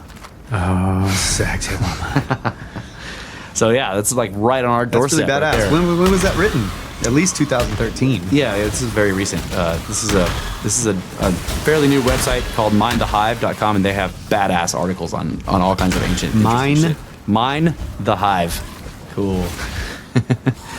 Yeah. Dude, I'm glad to hear that new research. Yeah, this was written January 10th, 2018 Holy shit. by Awesome. Mind the Hive. That's really great. The article I read from about the London Hammer was also Mind the Hive. Oh, that's cool. Yeah. I'd like to find or like check out the sources that were on that, because they were talking about the research. The Historical Society. Like, dude, the Rockwall. I didn't know that they had a. This woman's running the Rockwall Historical Society. That's where all the pictures that he. Yeah, we should contact them. Yeah. And see if like we go. Yeah, give me contact her and be like, so can we get up there and we have a podcast? Can we get up there and see the Rockwall? And get lost and die. We'll podcast about it. Yeah. It may never get out because we get lost and die, but still, there'll be a podcast about it. So that's like really badass that the Native American population there. Yeah, they had legends about it. Like, dude, come on, and there's treasure hidden under it. Right. Yeah. That's fucking and giants and ancient scripts, snakes. Yeah, it's a big rock snake. Yep. So there's this other one that I found that was interesting, and I've known about this for a while. But the Mind the Hive's take the Mind the Hive take on it is fascinating. It's about it's about some ruins in China. Now China is really secretive on their old on their ancient ruins because they don't like their story being changed by archaeology. Yeah. You know. Well, similar to other people. Here they are. Well, but they're a lot worse. Like, you know, they planted all those fast-growing conifer trees on their pyramids. Yeah. And hide the pyramids. Yeah, well, I just found out that they're actually hoping that they will destroy them, which is worse. Like the conifer trees they're extremely fast-growing type, and their roots are destructive. So yeah. Okay, but this is about some enormous, and I mean literally freaking enormous megalithic blocks that are found in an ancient quarry. It's called the ruins of Yamen Shan Mountain. And it's in China. Okay, along the side of Yamen Shan Mountain, located 20 kilometers to the east of Nanjing, China, the legendary Yangshan Quarry can be found, although it is believed to have been in use from at least the time of the Six Dynasties, which is 220 to 589 AD. The majority of the work at Yangshan is still attributed to the wave of construction that took place after the Ming Dynasty was founded in 1368 AD, when the new emperor Zhu Yangfang chose nearby Nanjing to become his capital city. As the story goes, the emperor's son ordered the construction of a gigantic stele in 1405 AD for the Ming Zhaoling Museum, which had been built for by his father and was then later completed during the reign of his son. The mountain quarry Yangshan was chosen by the city's stone masons. They were then said to have cut and crafted 3 enormous blocks from the mountainside before finally coming to the realization that the blocks they had been cutting were far too big. At which point they abandoned the effort in favor of a more realistic project. Just put it down. It's too big, just put it down. How big were these blocks that they were mistakenly sized up? The stele that these masons did end up creating for the emperor is 6.7 meters tall, or 8.78 meters tall if you include the height of the stone tortoise it's perched on. And altogether with the tortoise would weigh it right around 100 tons. If assembled, the stele that they were said to have mistakenly attempted would have been over 8 times as tall, 73 meters high, and over 310 times its weight, or in other words, 31,000 tons. For reference, a typical car weighs between 1 and 1.5 tons. Here we go. Yes. The largest monolith in the ancient and modern world is the 1,250-ton thunderstone moved by Russia in 1770, resembling a rough outcropping that was never carved. Okay, so then they have a picture of there's the tortoise stele that was actually erected. See, there's a guy standing there. Look at this block that was the supposed, like, mistakenly cut out block in the quarry. This is enormous, okay? Like, there's a picture up here of the guy standing next to it. That's the block. Yeah, like, literally gigantic. Is that bigger than the Baalbek? Yeah. Holy shit. I mean, 31,000 tons. I don't know how heavy the Baalbek is. Oh, it's close to 2,000. 2,000 tons. Yeah, so we're talking, this is enormous. One part of the stele was claimed to have been cut out for the emperor, so he's showing the picture here. It's hundreds of times bigger than anything man has ever been known to move. If taken as authentic history it's presented as, this story should be alarming for a number of reasons. What could have led the emperor's master masons to believe that they could transport 3 blocks totaling 31,000 tons, 20 kilometers through the mountains? How could the construction of the emperor's grand gift to his father have been entrusted to such a thoroughly incompetent group? Especially when considering that overall this was many enormous blunders taking place over a very long period and would have involved a substantial number of people. It seems preposterous that the effort wouldn't have been halted almost immediately, let alone being allowed to begin in the first place. Like, yeah, somebody would come out and be like, what? That's too fucking big. Like, don't even start cutting that. But they cut almost all of it out, right? The severe differences in size, placement, and shape of the cuts indicates that they were never meant to be placed together or even moved. If they were, they also wouldn't have been cut at the same time and in such disparate fashions. Consider as well the long-running conflict that was being fought with the Mongols at the time, which was soaking up much of the resources and attention, and the fact that only years later the country's bankrupt treasury couldn't even manage to find the funds to create a single print of their newly created encyclopedia. This strenuous period doesn't exactly appear to be the time to embark on one of the most immense engineering projects known to man, a project that would have amounted to nothing more than an art piece, if finished. So here's another picture. So what are they suggesting, that this was done way before that? Yeah, okay. that the quarry is a very, very ancient, and that this is like Sacsayhuaman / this is ancient, like Tiahuanaco stuff. It looks like Tiahuanaco blocks. You know, the little lumps sticking out of the side there? You know? Yeah, it's got the same weird, and it's the same deal. Okay. What is that in the quarry? Yeah. That picture? Hello. Yeah, the blocks are all still in the quarry. Okay, so for instance, in the image to the left, 3 outcroppings of rock can be seen. These at first might be seen as sites to attach ropes. However, their placement quickly deflates this idea. They can only be found on some of the stones, and they're also clustered on a single side of some of the stones.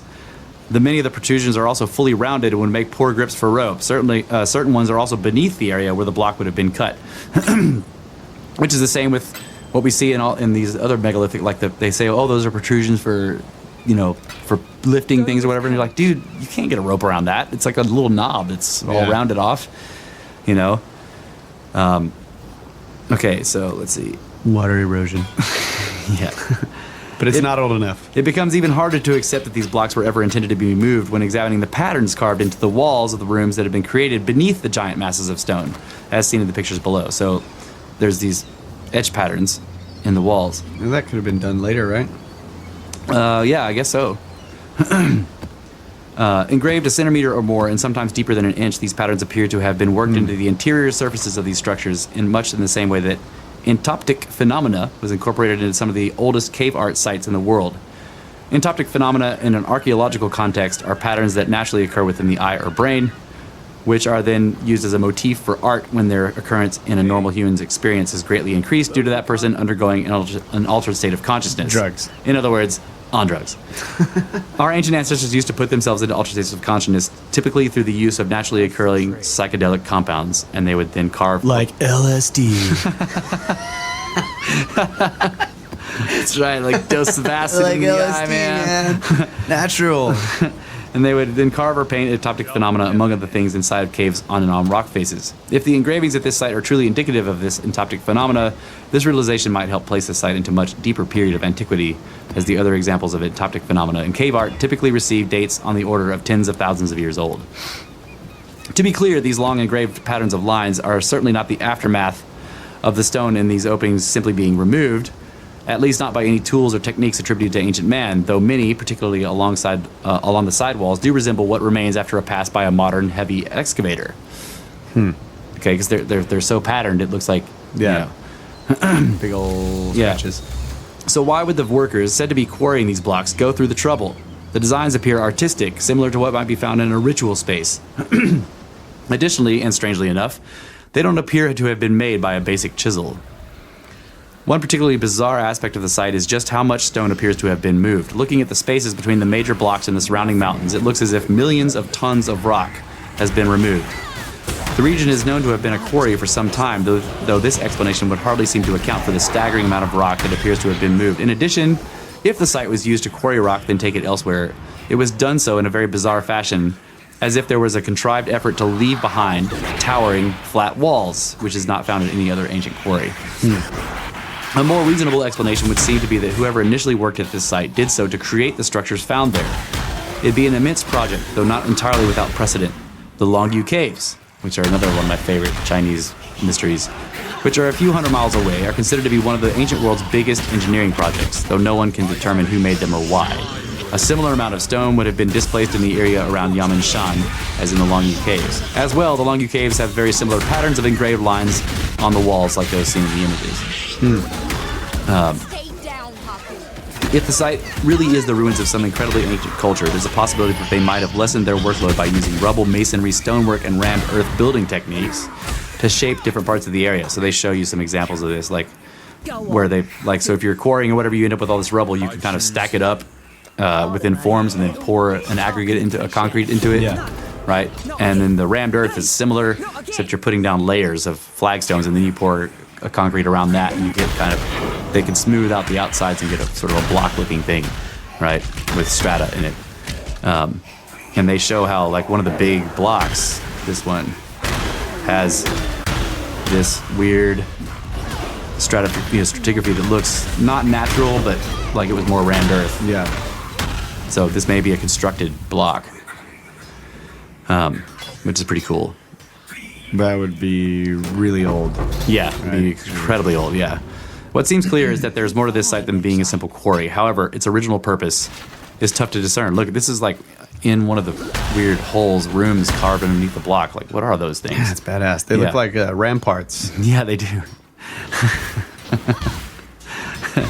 or it's like right? That's what the little yeah. You're talking about the things on top of the castle. You Yeah. know, the little stone teeth. Yeah. Square stone teeth on top of the castle. That's what it looks like, but it's in a hole. Right. Like a It also rectangular hole. they're all different shapes too, which makes me think like they're tables or pedestals of some kind. I don't know. Yeah. You know, Or they held they held sacred objects. I don't know. or engineering, and you know, like to where Yeah. there's a part that goes in there, fits Right, that into fits that on one. there. Yeah, and starts vibrating the rock and You're gonna post pictures of these on this? yeah, I gotta post all these pictures on Yeah. there, people. Sorry. What is known is that at least some material has been taken from this site, so it's likely that those operations would have taken apart any smaller stone structures as well as removing anything that might be considered valuable or precious, such as what might be found in a temple. Further shrouding the site in mystery is the intense level of secrecy China maintains in regards to some of its strangest ancient ruins. Many sites are completely restricted, and in general, it's almost impossible to gain permission to dig at or research any historical site. Ugh. Even more frustrating, as well as bizarre, is that the existence of certain megalithic sites is simply denied. For instance, the hundreds of pyramids that cover China's landscape weren't acknowledged until more recent times, and at first, these structures were downplayed as a handful of small Han-era burial mounds. To this day, the areas with the largest and most interesting structures are off limits. A few well-known burial mounds are available to the public, and it's explained that any other pyramid-like structures that exist are just like the ones that can be seen.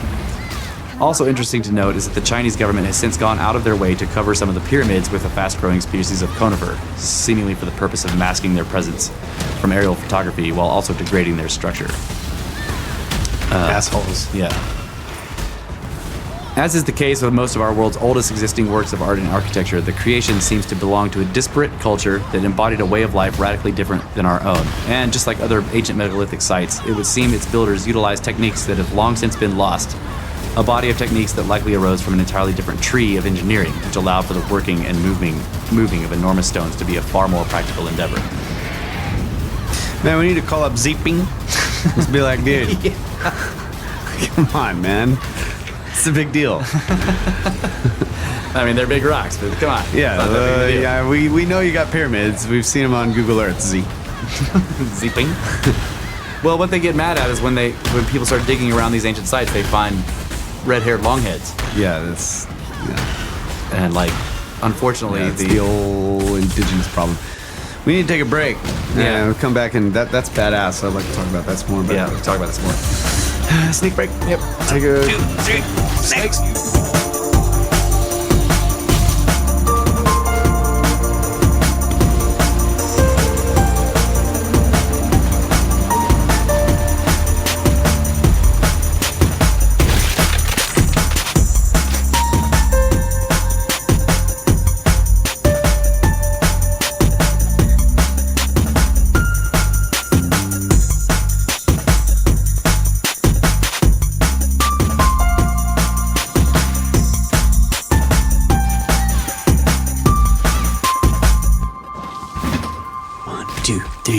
Snakes.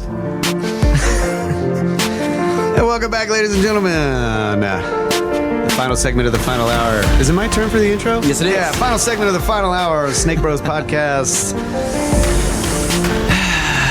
Intro done. Intro done. So this Corey in China. Did you just find this? Like this is on this new website you've been looking at, or whatever. Yeah, Mind the Hive, which is it's badass. Like they're still adding to it, but they've already got a bunch of articles up about out of place artifacts and ancient sites that have. Not only do they have like unique pictures, like I've read a lot about Rockwall, but I've never seen the photos that they've got on this site. Like this guy clearly did his research, called the Historical Society of Rockwall, and got actual pictures from them because like I've never seen them before. Are these guys like known players in this whole ancient? What, shit? Mind the Hive? Yeah. I don't know who they are, but I was reading something on Ancient Origins, which is another site that we use all the time here. And I saw at the end of the Ancient Origins article that it said that this was originally sourced from Mind the Hive. And I was like, clicked on that and bam, I'm like, holy shit, this is a badass site. So I'm like, Man, that's really I've already cool. got the first comment. Oh, you got the first comment. Yeah, I was reading that there are, like all of their ancient artifacts articles are artifacts that I know about, but I'm reading them because every one of them has information in it that I've never seen before. Yeah, that's great. That's clearly sourced. And so like I was reading about the Iron Pillar, that they've got an Iron Pillar of Delhi article, and I'm reading it, and I saw that he didn't have the stuff in there about it being cast.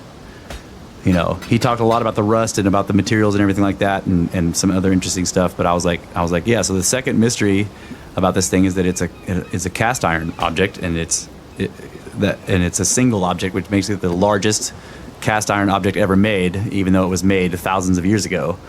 Like, we still couldn't duplicate it today. Heck yeah. Yeah. You tell him, bro. First.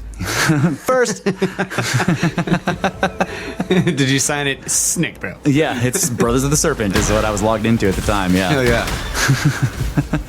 Man, that's really cool. I'm glad they're around, and I love that research they're doing there. So the information that they got on this Chinese site, I guess, is all that there is because they've kind of shut it down now, yeah. So I've known about that monument. I never knew the name of it, but I knew about that enormous megalith in this quarry in China, and that it was anomalous and that the official story about it just kind of sounded like bullshit. Like, no, this was clearly not somebody trying to make a little stele, and then made a mistake because it was too big. This is way too big. It's fucking far too big for.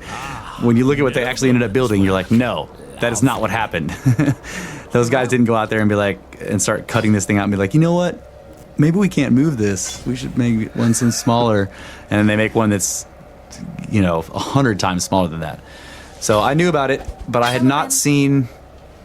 did not know about the patterns carved into the walls underneath it. I'd never seen that anywhere. And like, as soon as I saw the picture, I was like, that clearly looks like the Longu Grottos. And I saw it instantly when I saw the pattern of the carving. I was like, that's Longu Grottos. So to me, it seems like the same people were responsible for these two projects. Yeah, so I had pulled up the Longu Grottos. Oh, good. And it's, there's like all these lateral lines that go all the way around the interior chamber. Is it natural, supposedly? No. Or is that the actual markings of the carving itself? Wow. And it really looks like, the pillars are all carved like ornately. Yeah. And if you look, God, there's like dragons and shit carved in there. Yeah. It's so freaking badass. Yeah, and the artwork, although it looks somewhat Asian, right? Like you see, like they're wearing these flowing robes and they're like walking on water and they've got dragons and shit. It kind of has an Asian motif, but at the same time, the artwork that's and it's in high relief on the walls in Longu Grottos. It doesn't match anything known anywhere. Like, in other words, like all the lines on the ceiling match up with the lines on the pillars that come off of the ceiling because the ceiling's slanted, right? And these lines are going across the ceiling, and where one line meets the pillar up higher, there's a line that comes off the pillar that matches it, and then as the ceiling slants down, the other lines meet up at lower points on the pillar that are, and so they're like equal in distance, and then the pillar just has them going all the way down to the floor. It's freaking badass. Yeah, and so the large pattern you're looking at there, inside each one of those large lines is another set of smaller carved lines that are like at a 45 degree. Yeah. Yeah, and it's just beautiful. I'm like looking at this pillar and the interior of this room, and then there's this tiny little mouse hole in the bottom of the wall in the back, and I'm like, wait a minute, that's a door. That's a door. Yeah, that's right. That's a people door. It's a people door, and it's big. Yeah. So, and there's the story about those is fantastic. Like, in other words, in that area, the Longu province is a very rural, like rice planting. What face of amazement. What did you see? I'm looking at a tunnel picture that was done by a boring machine. Like one of those Tesla boring company. Yeah. And look at the walls. Yeah. Somebody put that on there because it looks like it looks like it. Those parallel lines. Yeah. Yep. But so in the Longu province, it's rural. They're farmers, right? They're basically Chinese peasants, and they've got these pools, these pools of water all around the place in the area, and they're small. They're like relatively small pools, but they're freaking incredibly deep. They call them, I don't know the Chinese word for them. The name for them basically means bottomless pools. Yeah, this is the story you talked about. Yeah, and they eventually get the pump. Pumped it out. Like, man, fuck, I'm not gonna be like, mystify my entire life with these fucking pools. So they get the pump, and they put it down in there. And I recently found out that, or at least I I don't know now. When I first read the story, it was a guy that did this. Now they're saying it was a woman, but it doesn't matter. They got pumps and they... Yes, it does, Russ. It doesn't matter. Hashtag it matters. Sorry. SWF, everything matters.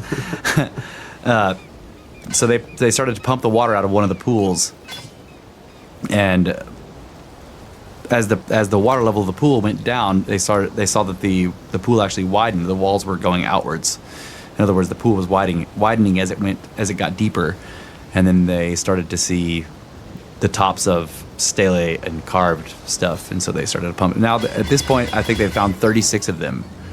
Damn. Okay, and they're all in the same area. They're in a relatively small area, and you got 36 of these multi-level, incredibly complex, like mini tunnels, things, and they're all right next to each other in the same rock.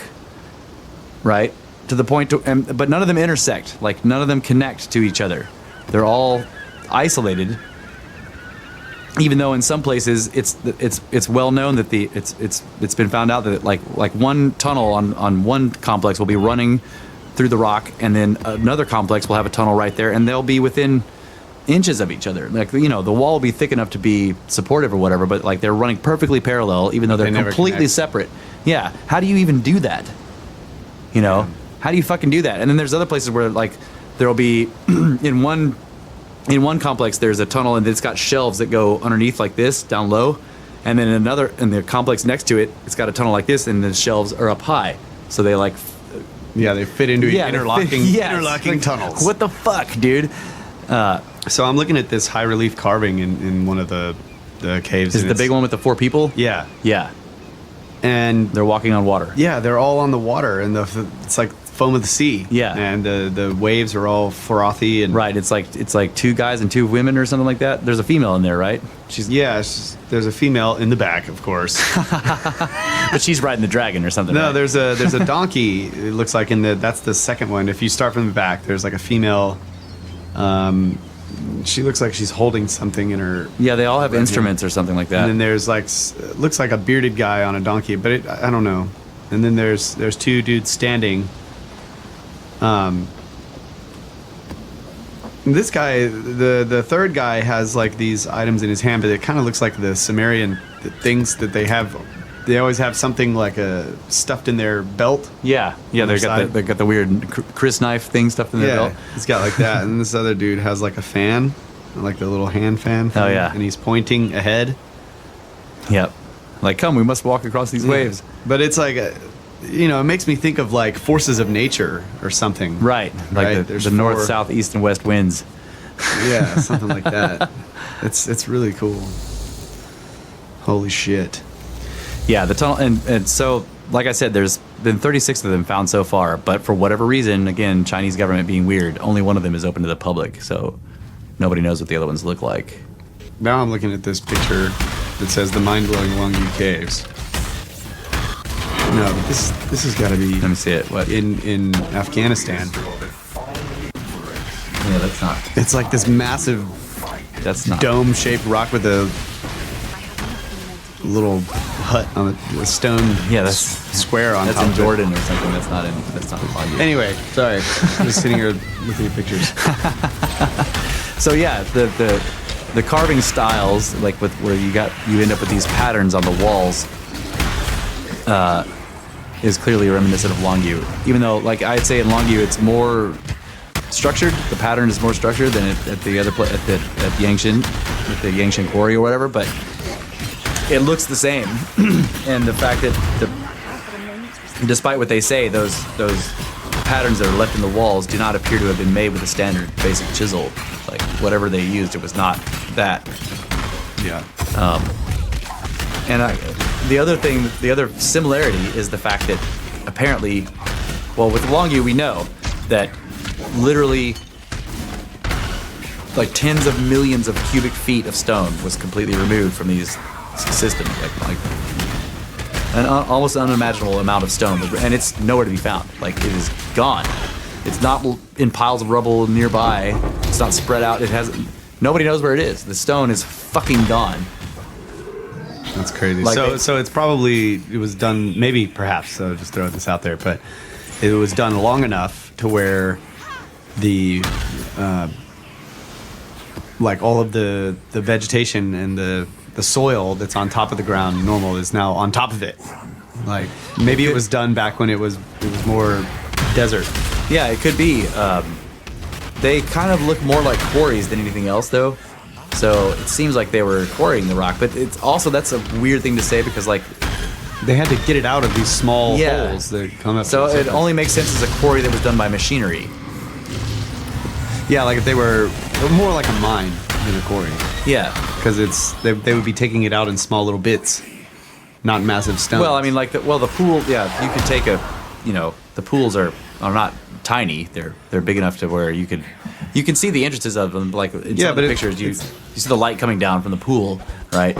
But yeah, you would. But most quarries remove stone in blocks that are like the size of like a minivan or whatever, right? You cut a block out, like modern quarries. They cut a big block. Yeah, out and they don't go down into the ground in tunnels, right, to get it. Yeah, exactly. That's the whole top of the quarry is open. Yeah, exactly. These are like there's a small opening and the interior is huge, so it's more like a mine.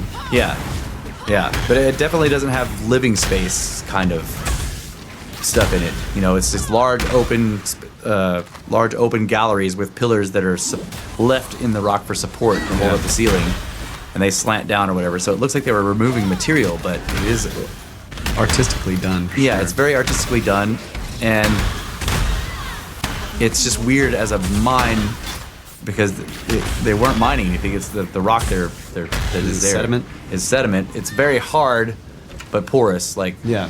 you know. Well, yeah, I just meant that if they were using material that they were getting out of it, they were using it in small chunks. Yeah. Compared to the size, Yeah, so maybe they were mining it for geopolymers. maybe, yeah. But still, even then, like, why wouldn't you just do an open one? Like, why enclose it I don't know. like that? That makes it harder to get it out, for sure. Yeah, It's crazy. yeah. So how far away is that from the site that's It's a couple hundred miles. It's pretty close. And how far away was they had to go like 20 kilometers or whatever for where the turtle thing was, the stele? Yeah, Okay. yeah. They were gonna move that 31,000 ton thinger. Well, it's 31,000 tons all put together. The three pieces that are there that they were saying were part of the stele. There's one big block and then another one in the base. I'm wondering if the carving on the wall in the Long U thing is like actually more recent. Yeah, Like because it looks like Chinese art that you would see. Like I thought of that too, but maybe Chinese art looks like that. You know what I'm saying? yeah, but it almost looks out of place. Yeah. Inside the place. Yeah, it looks, but it's high relief, which is kind of hard to do later. Like unless you like cut the whole wall back. You know what I mean? Like if it was low relief, then you can say, yeah, this is intrusive. But high relief is like, I don't know. Unless there was a feature on the wall there that stuck out and somebody carved it back into high relief. I don't know. But you can remove some of the, you start removing stuff, but leave the carving in high relief. Yeah, but then you would see an indented square. You know what I mean? Like the fact that the wall is kind of smooth and that you have these figures on it makes it seem like they were left there by the original masons. Yeah, I'd have to see it because like the area around them is all taken away. Oh. So it's kind of hard to tell. Like look at it. Yeah. Hard to tell unless you were there. Does it stick out further than the rest of the wall? Right. It's kind of like on Stone Mountain, Yeah. in Georgia. Like the characters there are in high relief, Yeah. but they had to remove. Right, You they can had see to the kind of big indent it, You yeah. can see the big oval where they started chipping away around it, Right. in order to leave what they were carving. Yeah. Well, and you could, okay, so like down here you see the pattern below them, Yeah. right? So up here the pattern is gone, but you can see it all around it. So maybe that is cut in later. You can Yeah. see it where it was cut out, like the pattern was removed. Right. But they still left these sort of, I don't know. But yeah, like I agree that when you were looking at it, I was like, yeah, they look like Chinese art. So it could be intrusive. But that, well, I don't know who did it, because it's still clearly very old. The things are full of water. Yeah, exactly. I mean, it's just I don't know. And so this is another thing that doesn't make sense about Longview. Like, the rock is saturated. The stone there is saturated with water. Like, any hole you cut into rock will eventually slowly fill up with water because the stone is saturated, right? Because So of the, you have to keep pumping it and pumping. right. So in other words, it seems like whoever originally carved this out, like cut it out, in order for it to make sense as a quarry or a mine or whatever, it must have been before the end of the Ice Age when the sea level rose up, Yeah, exactly. when the water table was way lower. So this would have been dry, which puts it at a minimum of 10,000 years. Yeah, see, here's one where there's like the part of a dragon in the pillar. It definitely looks like it goes in first, and then the dragon sticks out. Yeah. So somebody found it after the original builders And did graffiti. and then it filled up with water. Yeah. So and then I guess that's typical. Like that's what we see in South America too. You see like 3 stages, really, right? You see like this incredibly massive, almost unbelievable ancient construction, and then there's another set of megalithic, not as big, not as skillful, but still just incredibly badass, amazing ancient construction. And then there's like modern stuff, which sucks, right? Yeah. So that's like the same thing there. Like whoever originally cut the chambers out were the original guys, and then later somebody with a lot of skill, but not as much, came along and found those ancient sites that were probably already ancient to them. Yeah. And then left their mark. Or like in Egypt, where you know they might find this massive pyramid or whatever, and it has no language or carve it or whatever on it, and then they go in there and then they plaster and paint all the walls, and then put their freaking they bury themselves in it. Yeah. Yep. What was it? What did the guy call that? I can't remember. He had a way of he had this phrase. A friend of mine online had a phrase that he used for that. The intrusive burials is what the archaeologist called it. He called it something else. Anyway, Mine. mine. Mine. This mine is mine. So That's really badass. I think that like Rockwall is probably something like this. Like we're looking at. I mean, think about it. The size of the construction, 5.6 miles by 3 point whatever miles. I thought. Okay, so they originally, when you were reading that article, they said 18 miles long. Did that mean like the whole Around. rectangle? Yeah. Okay. Yeah. And so there's like a big hill, and this wall. Apparently goes all the way around it. Yeah, it's a fortified It looks like the platforms in Lebanon and in Jerusalem. Yeah, that's freaking awesome, dude. We got to go there. Yeah. 5 hours away. Road trip. And you know the another thing. But I don't want to go there and not be able to see shit. Right, so we'll get a hold of the historical society Yeah. first and be like, look, we're gonna come up there. We and- are Snake Bros. Yes, we are Snake Bros. We are very important. Take us to your wall. Just take us to the wall, show it to us. We just show up in the historical society like we're supposed to be there, like that guy said, right? Yeah. Like what? You guys aren't ready for the tour yet? You're supposed to fucking take us to the wall. What the fuck? Our agent got a hold of you last week. What the fuck? Get him on the phone right now. Come on. Where's the van? But yeah, like that's, and there are so many weird stories and legends about Rockwall, about that construction, about people going down in there and finding, you know, enormous artifacts that were made by giants or whatever. Yeah. Or huge bones stuck to the floors, crystallized on the floors and shit. And one of the pictures you had on there of the rock wall, it comes down and then juts out at an angle and then goes down more. Yeah. Just like in Baalbek. Yeah, it looks like Baalbek, yeah. I'm like, clearly this is the same people. But another thing I was reading recently, I think it was David Hatcher Childress was talking about this. He was writing an article about how many legends there are of like enormous roadways beneath the ground, like underneath all, you know, going to all these ancient sites in the Americas. Yeah. Right? And like he talks about, he actually had dug up records of the original like Spanish chroniclers that, you know, some of the they were usually priests because they were the only guys that could write. You know, those conquistadors, they didn't know how to write. they knew how to kill people. They knew how to wrong. Yeah. Right. Priests know how to write. Conquistadors knew how to wrong. So, yeah, one of the original... Wrongo doesn't make writing. Sorry. Sometimes. There are a few times, you know. Snake jokes. Wrongo doesn't make a right. No, it doesn't make writing. No, it doesn't make writing. Oh. Wow, that's a dad joke. That's It's a snake joke. Come on. serious dad joke. All right, we have 3 seconds. Okay. Get it all out. Done. So he was Thanks, talking everyone. About, Goodbye. He was talking about these roadways or passageways or whatever. Like, so from the fortress of Sacsayhuaman in Cusco down to the Coricancha, which is the Sun Temple in Cusco, there's supposed to be an underground passageway, but it actually, they say that it spreads out into this enormous labyrinth of cut channels in the rock deep beneath the city or whatever, you know.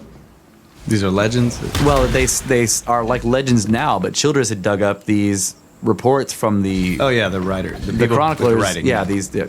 the priests Got it. or whatever, and he talked about how first they discuss it in terms of like where did the golden mummies go? Okay, because like one of the things that happened when Pizarro conquered the place or whatever is that the ancestors of the current king or whatever were supposedly their mummies were stored in the Sun Temple and they were coated in gold leaf.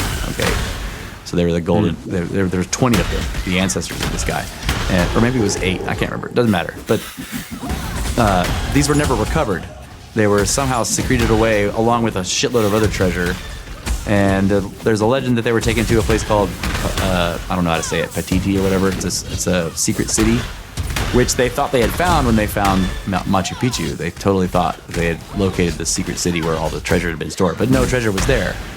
But finding Machu Picchu gave people an idea of the kind of secret cities that these people may have been talking about. Like you could not see Machu Picchu from, you know, down in the valley. You just couldn't tell it was up there. Yeah. The mountain goes almost straight up, and there was no road or path, you know. But some of the legends say that all the gold and everything was taken to a city, but some of them say that the mummies and the gold and everything were stored in this labyrinth beneath Cusco. Okay. And there are also stories of people finding entrances, going into them, being gone for days, and some of them never come back, obviously, but some of them do come back out having gone mad. Like, they're totally crazy, or, you know, they've lost their minds or whatever, but they're carrying like a gigantic gold bar or whatever, you know. Which that sounds like fanciful to me. Like, you know, the guy comes out completely insane carrying gold. Like, okay, right? That sounds like a story. Good, cool story, bro. But the entrances were known. Okay, they were known, and like one of the chroniclers talked about how he had when he was younger, he had gone into the first part of the underground passageway and talked about how the floor was made of these polished, enormous flagstones, and that the ceiling was like similar to huge lintel stones crossing the ceiling. Wow. Right, and that it was carved, and all the surfaces were polished to like a mirror shine, like you know, like marble. Like you could see your reflection in it. But that him and the other people that he was with were too afraid.